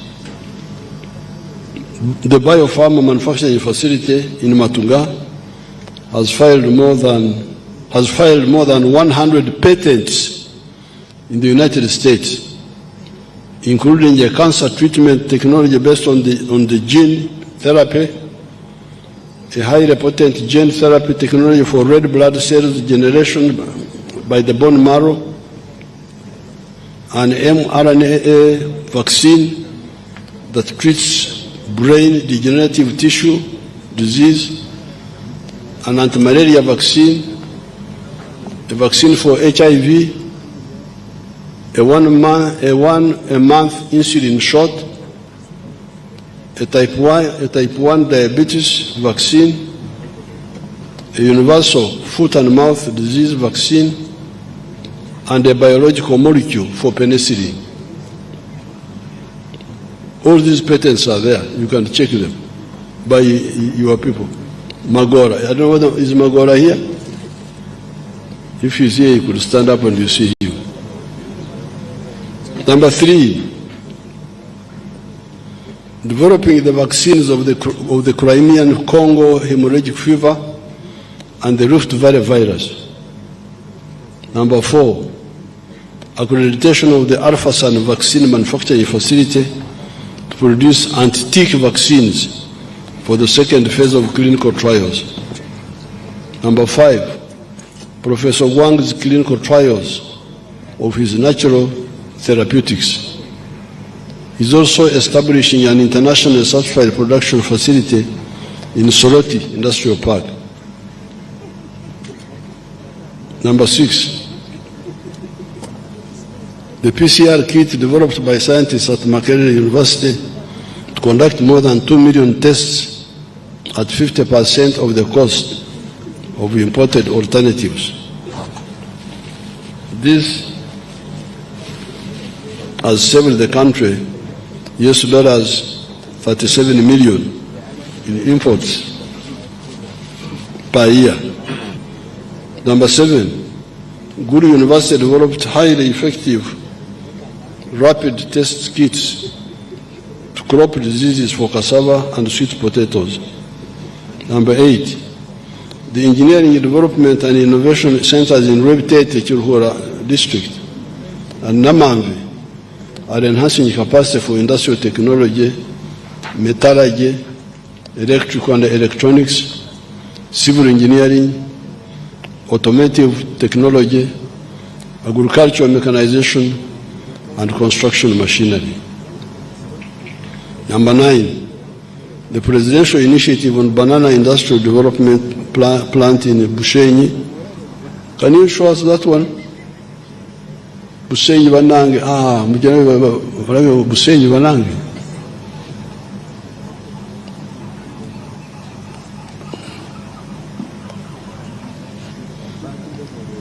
If you want to not to die from heart attacks, you take our bananas. They have got potassium for your heart muscles.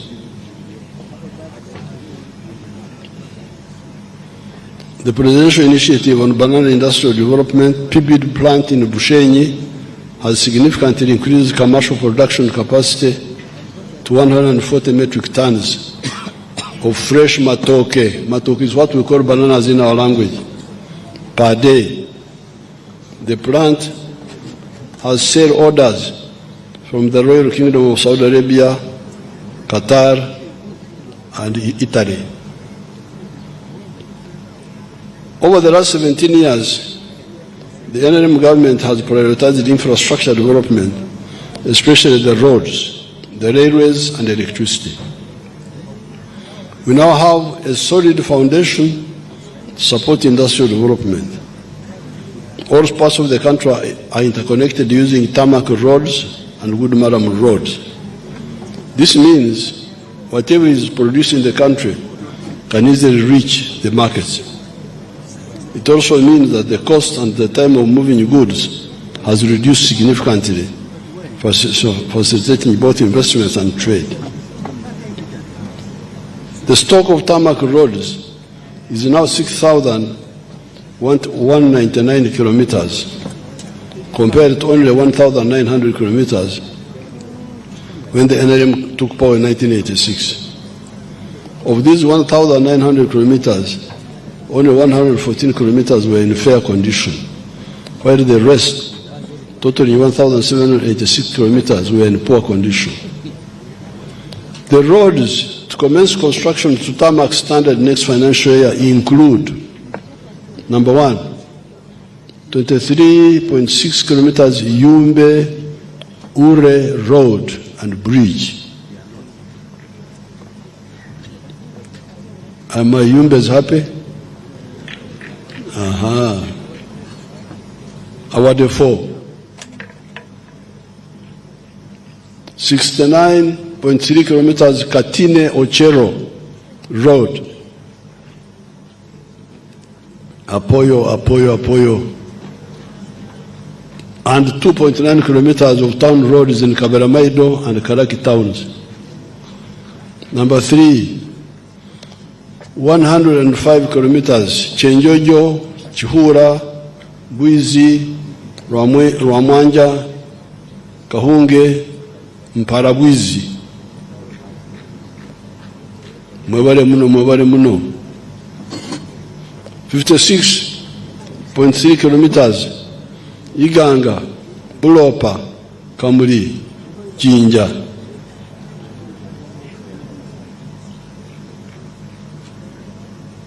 Mwebale ino 127 kilometers Mbulamuti, Kamuri Bukungu, at long last. 10 kilometers Jinja City Road. 115 kilometers Kitugum Kidepo, Apoyo.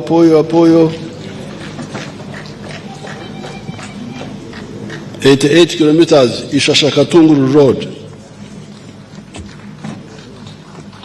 Mwebale Mnonga.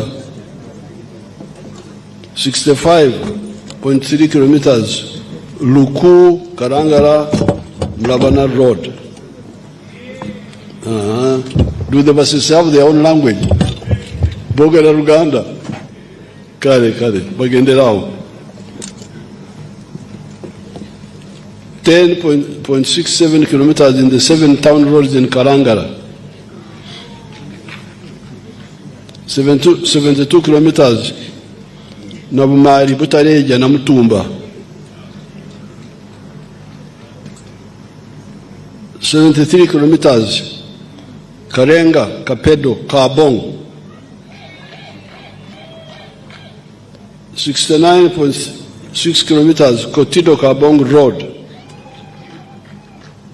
Alakara Noi. 25 kilometers Buburo, Bududa Sakiro Road, Hakagutako Banange, Awamasawa. 21 kilometers Mbare Nkokonjeru Road. Banange. 46.6 kilometers Kawohe, Nyakambu, Buzwera, Alinyakambu Nsika. Awanyamweru at last.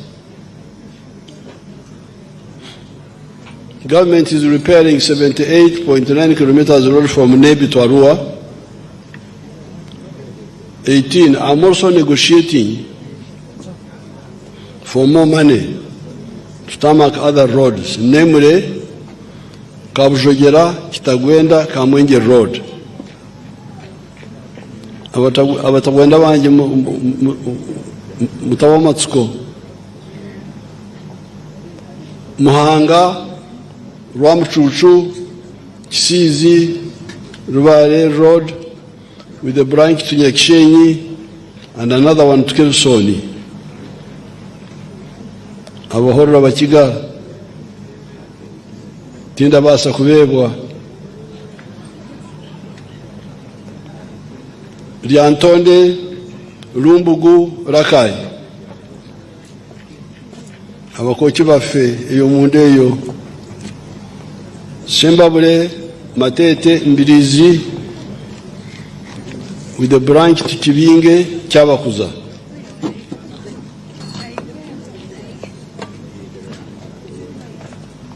Myanzi, Kasanda, Kiboga.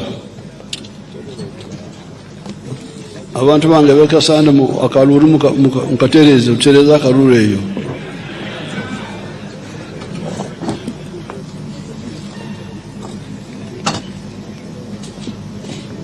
Kagate, Kitwe, Mirama Hill. Mama was about to kill me on this one here. Katumponye. Kabingo, Rugaga, Magabi, Rakai.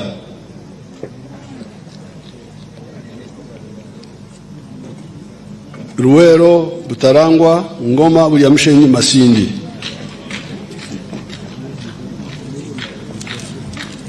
Kayunga, Bale, Galilaya.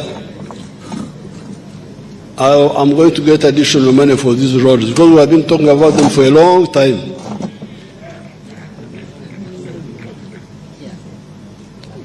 This will be in addition to completion of the following roads. 92 km Muyembe na Kapiripirit and 25 km of service roads. 21 km Chira, Matuga Road, an improvement of the 5 junctions, 26 kilometers of Tororo, Busia Road, and Mayuge and Busia Town Roads, 6.6 kilometers Kawuku Werenga Road, 100 kilometers Apache Rira Poranga. These are already being worked on. They are going to be finished. And 1.6 kilometers to Namagonde Bugiri Fuel Tank Reservoir.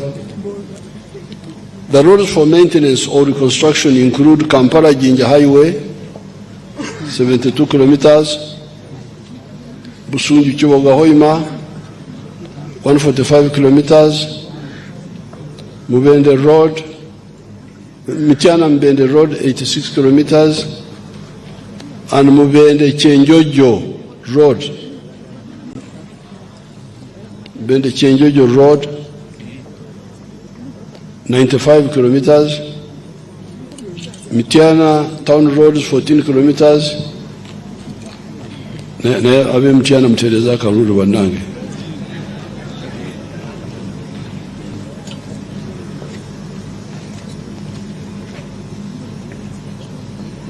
Buno busajja buliyeyo tubona kye bukola butabula.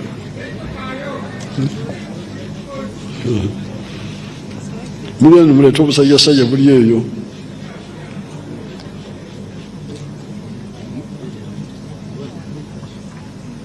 Arui Nebi Road, 33 kilometers. This is in West Nile. Pakwacha Nebi Town Roads. Oruyo Pakwachi Road, 62 kilometers. Matugasemu toka Peka, 41 kilometers. Iwali akasaji yuno nakasiki manake. Akasaji abantu bage mutereze bigambo ebyo. obusajja bugende bukole ebirala. Matuga, Semuto Kapeka, Tororo, Mbare, Soroti. This is a long one. Soroti, Dokoro, Lira, Kamdin Road, 189. These are ongoing already. Karuma Oruyo, 43. Masaka Chotera Mutkura Road, 89. Nyandovira Maria Road, 11 kilometers. Access Road, 7 kilometer rehabilitation of 166 million equivalent of national road that have reached their service life. What they call service life is Zikadiye. The strategic bridges to be prioritized. There is a road in PG Elimonda yetu Kasanje akatawuna akalala bakita batya Kasanje wa Kisubi waliwo akatawuna eyo munda akalala nakawuka eyo sikirabye wano tulina okugiteekako nayo.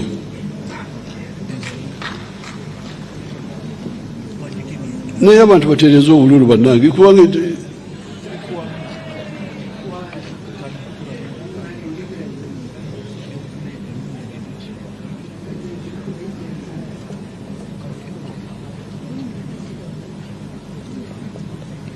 the strategic bridges, so I will have to add that road. I thought we had started on it. The strategic bridges to be prioritized next financial year include Seziwa Bridge along Karagi Kayunga Road, Katonga Bridge, Rueda Swamp, and Kalanda Swamp. Electricity. In 1986, the whole country had only one hydropower plant, Narubari, formerly called Owen Falls Dam, built by the British in 1954 and commissioned by our late auntie, Queen Elizabeth.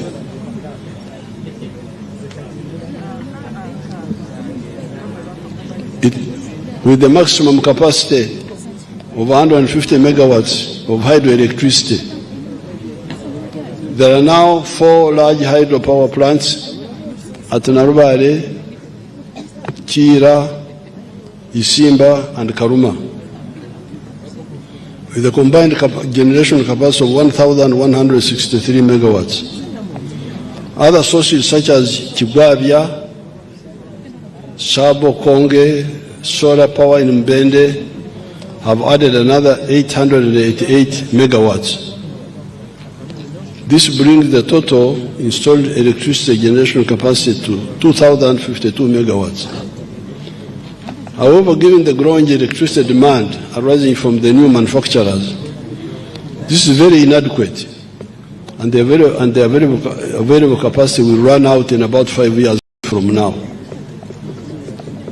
So when people talk of surplus, there is no surplus. It will very soon be overtaken. In the past, delayed investment in new electricity generation capacity led to power blackouts, you remember, and affected productivity in the industrial and services sector. To stop this from happening again, the government will commence investment in new hydropower plants at Ayago, in Noya District, 840 megawatts, Kiba in Oyam District, 400 megawatts, and Oryang in Noya, 382 megawatts. In addition, work is ongoing for the 8,400 megawatts nuclear power plant in Uyende District. All these investments, when completed, will bring Uganda's electricity generation capacity to 12,074 megawatts. But we are aiming at 52,000 megawatts. Human capital. The government continues. Don't mind the long speech. You are the ones who invited me.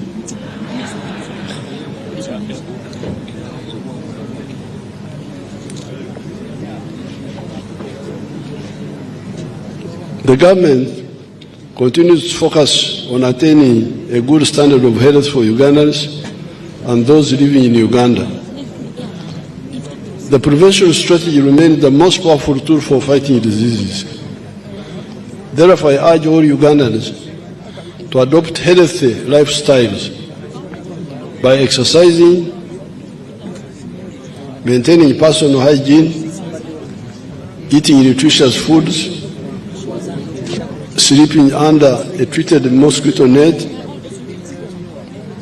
refraining from dangerous practices like smoking, sexual promiscuity, etc.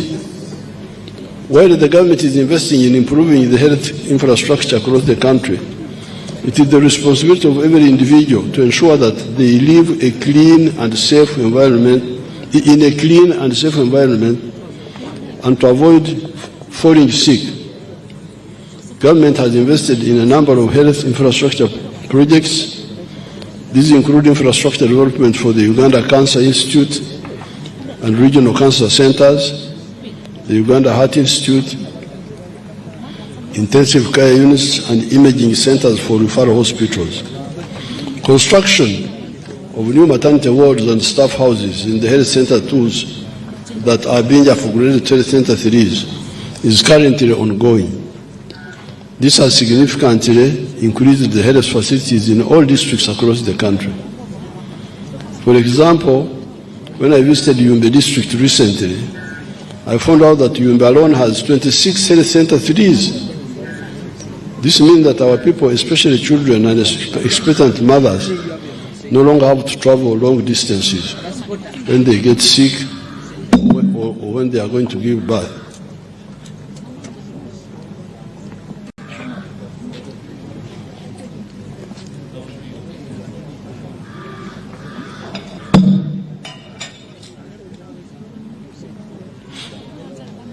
This also supports immunization, which helps to raise healthy children and supports the detection of dangerous disease outbreaks before they spread. Government has supported the establishment of a pharmaceutical industrial park at Namanve, which is producing surgical gloves and examination gloves, disposable syringes, human drugs like magnesium sulfate, and the paracetamols. Next financial year, the government will support the construction of specialized centers of excellence for cancer and cardiovascular treatment, among others. Education. The government has introduced reforms in the education sector which are aimed at reorienting the curriculum towards a competency-based approach. This involves equipping learners with practical skills and competencies that are required in the private sector. This will help to reduce unemployment among the school graduates. Government continued to implement the Universal Primary Education Program, reaching 8.8 million learners across 12,433 government-aided primary schools at a sum of Uganda shillings 184 billion. The government, through the school facilitation grant, constructed 413 new classrooms for primary schools and renovated 181 classrooms. Government procured and distributed 334 sets of mean laboratory equipment to 334 primary government schools to enhance practical science learning and foster early scientific curiosity among young learners. A total of 593 teachers were recruited to facilitate operationalization of the new grant-aided secondary schools in sub-counties. The government has successfully completed the construction of an additional 50 seed secondary schools under the Uganda Intergovernmental Physical Transfers Program, bringing the cumulative total to 161 seed schools out of the 259 planned. The majority of the remaining schools are progressing well and are on the schedule for completion by June 2025. The total number of government-aided primary schools in the country is now 12,550.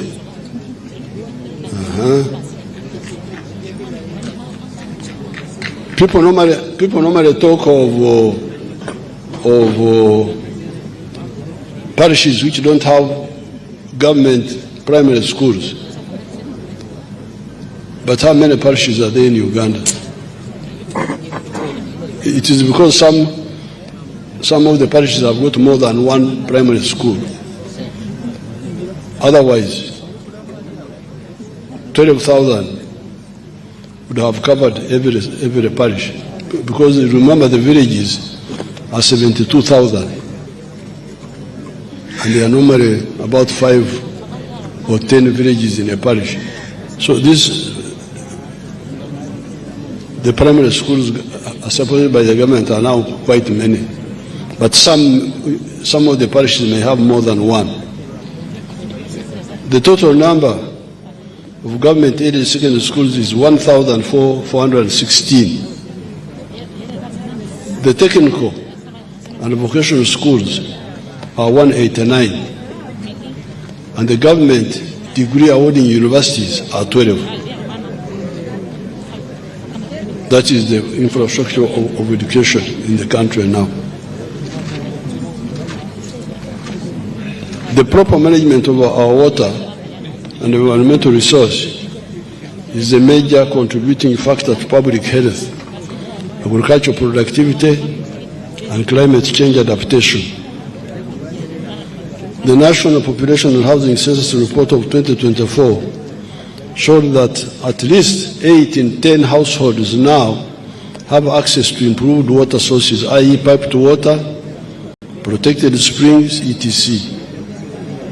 In 1986, only 10%, that is 1 out of 10 households, had access to a clean and safe water source. Today, 81.1% of the households in Uganda are in the radius of 1 kilometer from a safe water source. This is on account of the government's prioritization of the construction of piped water systems in both rural and urban areas. Government has constructed a number of solar-powered piped water systems in the districts of Agago, Aleptong, Kayunga, Mityana, Paderi, etc.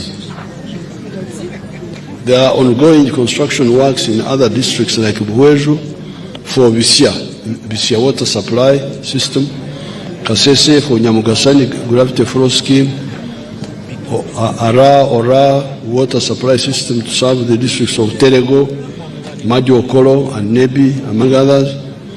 Additionally, through the district water and sanitation conditional grant, the local governments have been able to boost access to improved water sources across the country.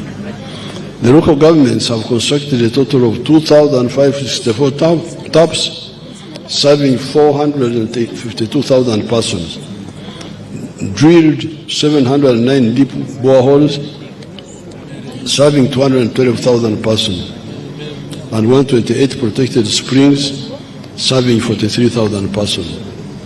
They have also constructed 109 rainwater harvest tanks, servicing 652 persons, and 79 production wells.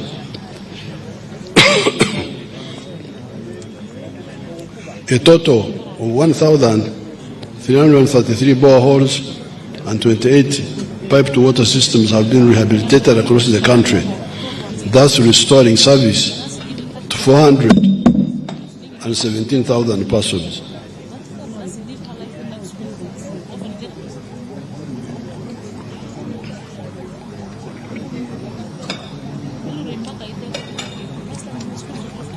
Regional integration. The political balkanization of Africa created small states, many of which have got smaller populations. Uganda, with 46 million people, is one of the bigger states.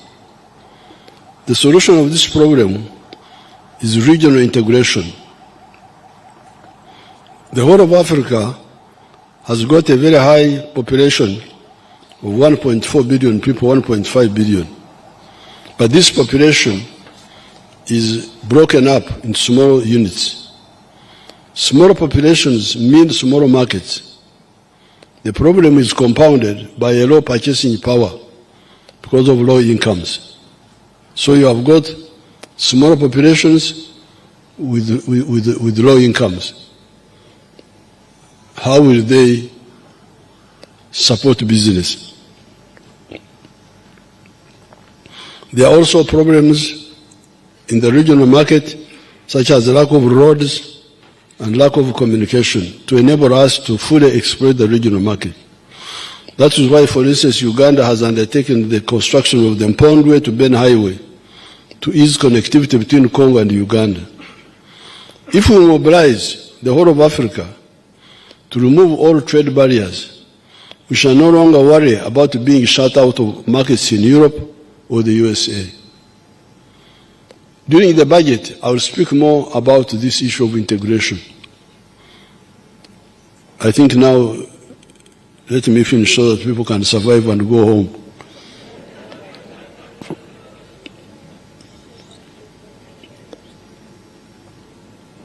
Mass ID registration. Government through NIRA has started the mass registration exercise of all Ugandans. This important exercise involves replacing the national identity cards that have expired and fresh registration. The IDs will be used to identify voters in the forthcoming elections to prevent fraud. Therefore, I urge all to embrace the registration exercise. Conclusion. As I conclude, so you see patience pays, you have really survived. As I conclude, I wish to reiterate that the NRM is aiming at making Uganda a $500 billion economy in the near future. We have identified 4 key areas to drive this rapid growth. First is agro-industrialization. We must add value to the abundant agricultural raw materials that we, the wealth creators, are producing: coffee, dairy products, beef, fish, fruits and vegetables, cocoa, cereals, poultry, piggery, cotton, tea, etc. These value chains have a combined untapped value potential of $20 billion. Second is tourism and travel. We have a strategy to increase tourism inflows 5-fold by doubling the average spend and average stay time per tourist. Our tourism value chain has a $50 billion potential. Third is mineral beneficiation and manufacturing, including oil and gas. We are finalizing quantification of our mineral deposits. We must add value to our minerals deposits. We must add value to gold, iron ore, phosphates, limestone, tin, copper and cobalt, lithium, uranium, etc. The confirmed value addition potential for our minerals is $25 billion. We have also finalized plans and signed the first contract to build the East Africa's largest petrochemical industry around our oil and gas reserves. The fourth area is science, technology and innovation, including ICT and digital transformation. What I have said in this long speech is that Uganda is now unstoppable in terms of economic growth and socio-economic transformation. Our security apparatus is also robust. All this is in spite of the mistakes of the careerists that infiltrated the civilian echelons of the NRM and even within the UPDF to some extent. These are normally after personal enrichment and power. They hardly bother with salvation policies of Uganda or Africa. During the budget speech, I will talk about 2 issues: corruption and the East African Federation. In spite of these mistakes and the external meddling, as you have seen, Uganda is unstoppable. Why? It is on account of our correct position on philosophy, ideology and strategy, and the fear of God. Therefore, The malignment notwithstanding, Uganda is moving forward. It is now irreversibly a middle-income country with a GDP per capita of $1,263, as already pointed out. It is number 7 among the fastest growing countries in the whole world. The source is the IMF. IMF, when you hear a cow talking, then what are you asking?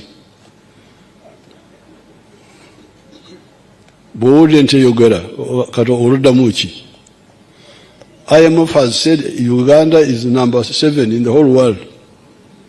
IMF seems 7 at 10.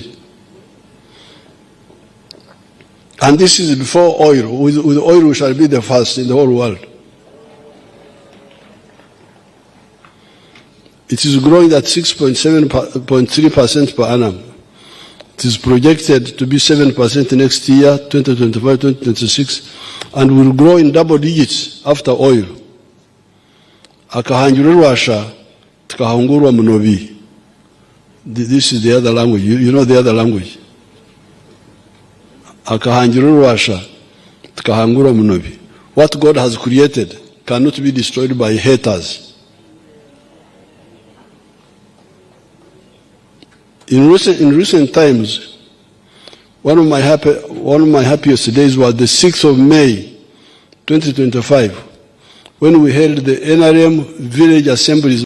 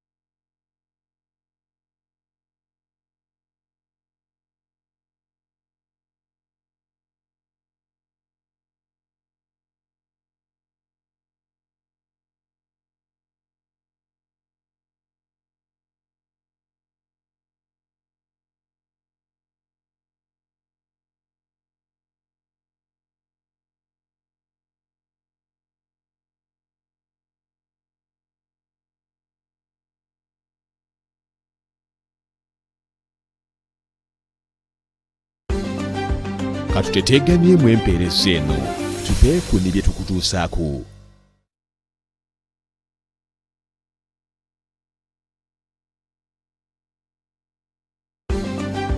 Katuteteganyemu empeereza eno tupeeku ne bye tukutuusaako.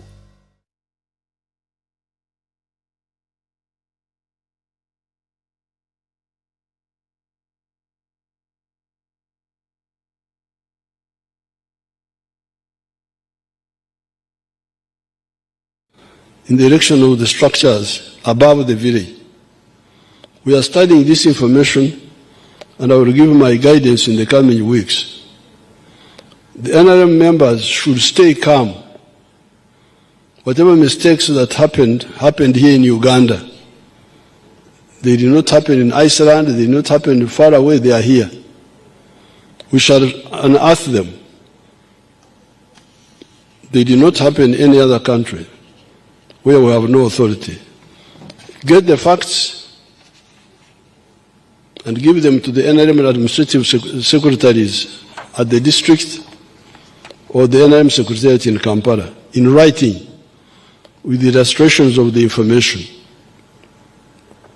The first economic growth I talked about in the economy is on account of 4 factors.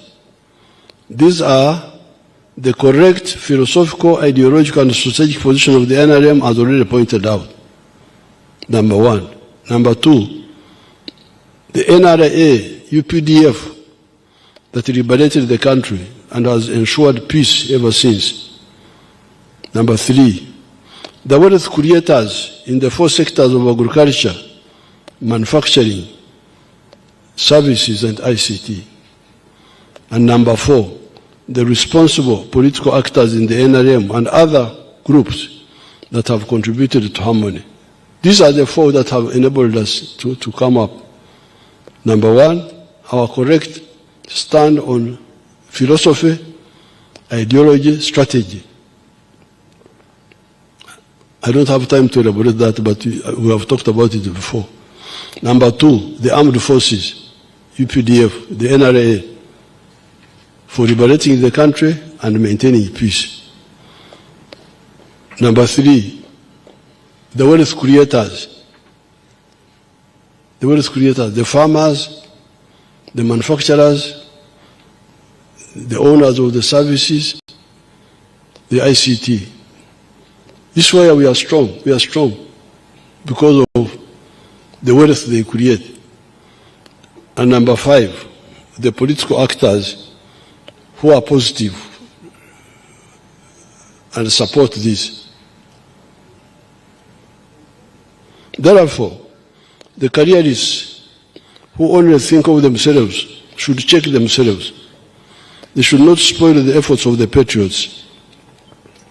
Here I do not have to talk about the negative opposition elements that work for foreign interests and for the parasitic local interests. Those have failed to block our progress. It is the internal mistakes that must be corrected. Finally, I want to reaffirm the commitment of the NRM government to ensuring that Uganda remains stable and transforms into a modern, prosperous country. I wish all Ugandans a peaceful election season. In the coming session of Parliament, the government will present to you for consideration the following bills. They are here. Let me see. Piriwano. Can't be so me. Kagutas paid my school fees.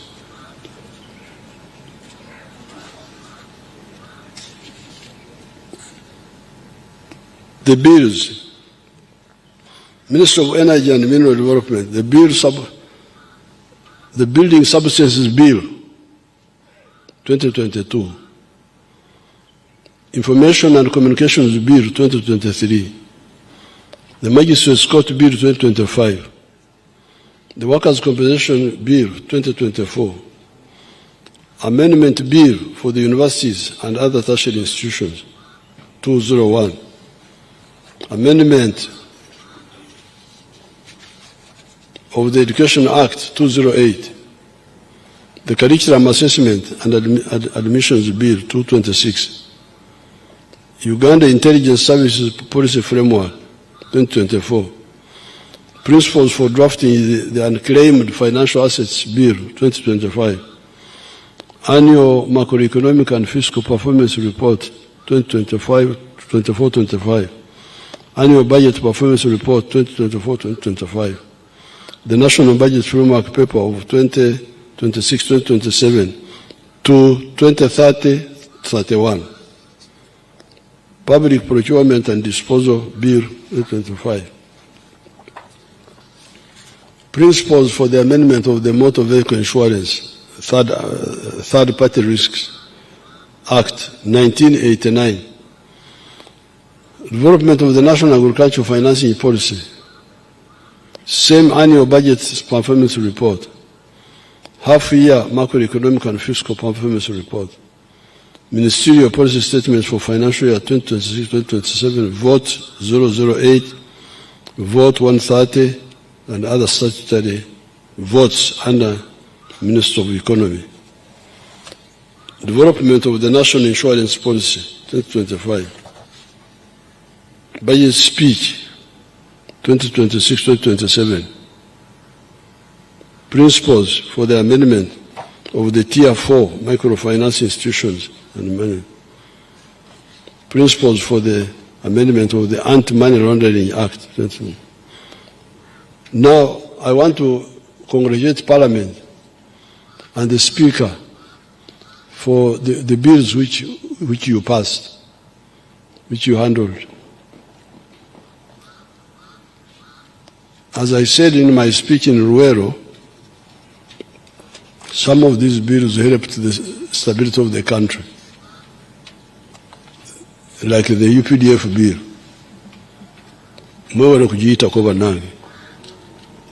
That one was really one of the speakers. I was watching, you know, sometimes I watch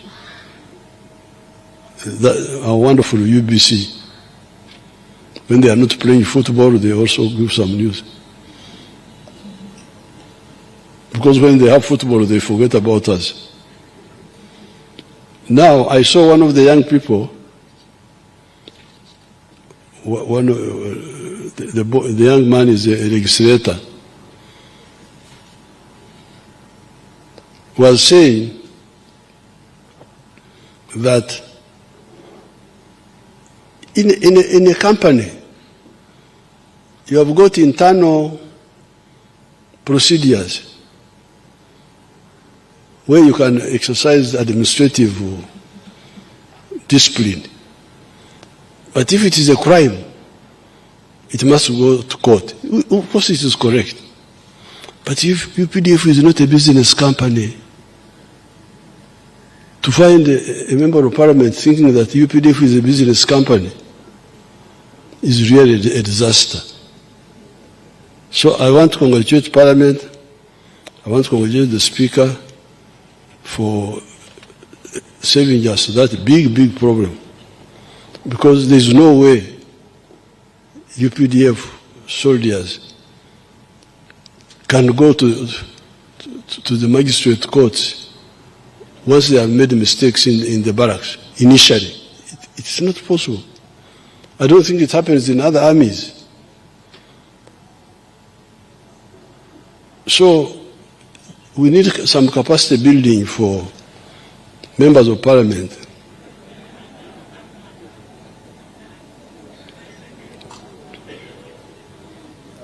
To know what happens in the world. You cannot say UPDF is like a company. It's not a company. It is a very powerful pillar of the state. And it must be handled in a special way. So I congratulate the Speaker and the front bench, the ministers, and the NRM caucus, Banang NRM caucus and other allied friends who are friendly. I want to thank all of them. May the Almighty God, I therefore have the pleasure to declare the 5th session of the 11th Parliament open. I salute all of you. May God bless you. Signed, Museveni, President of Uganda. Katonda wabere.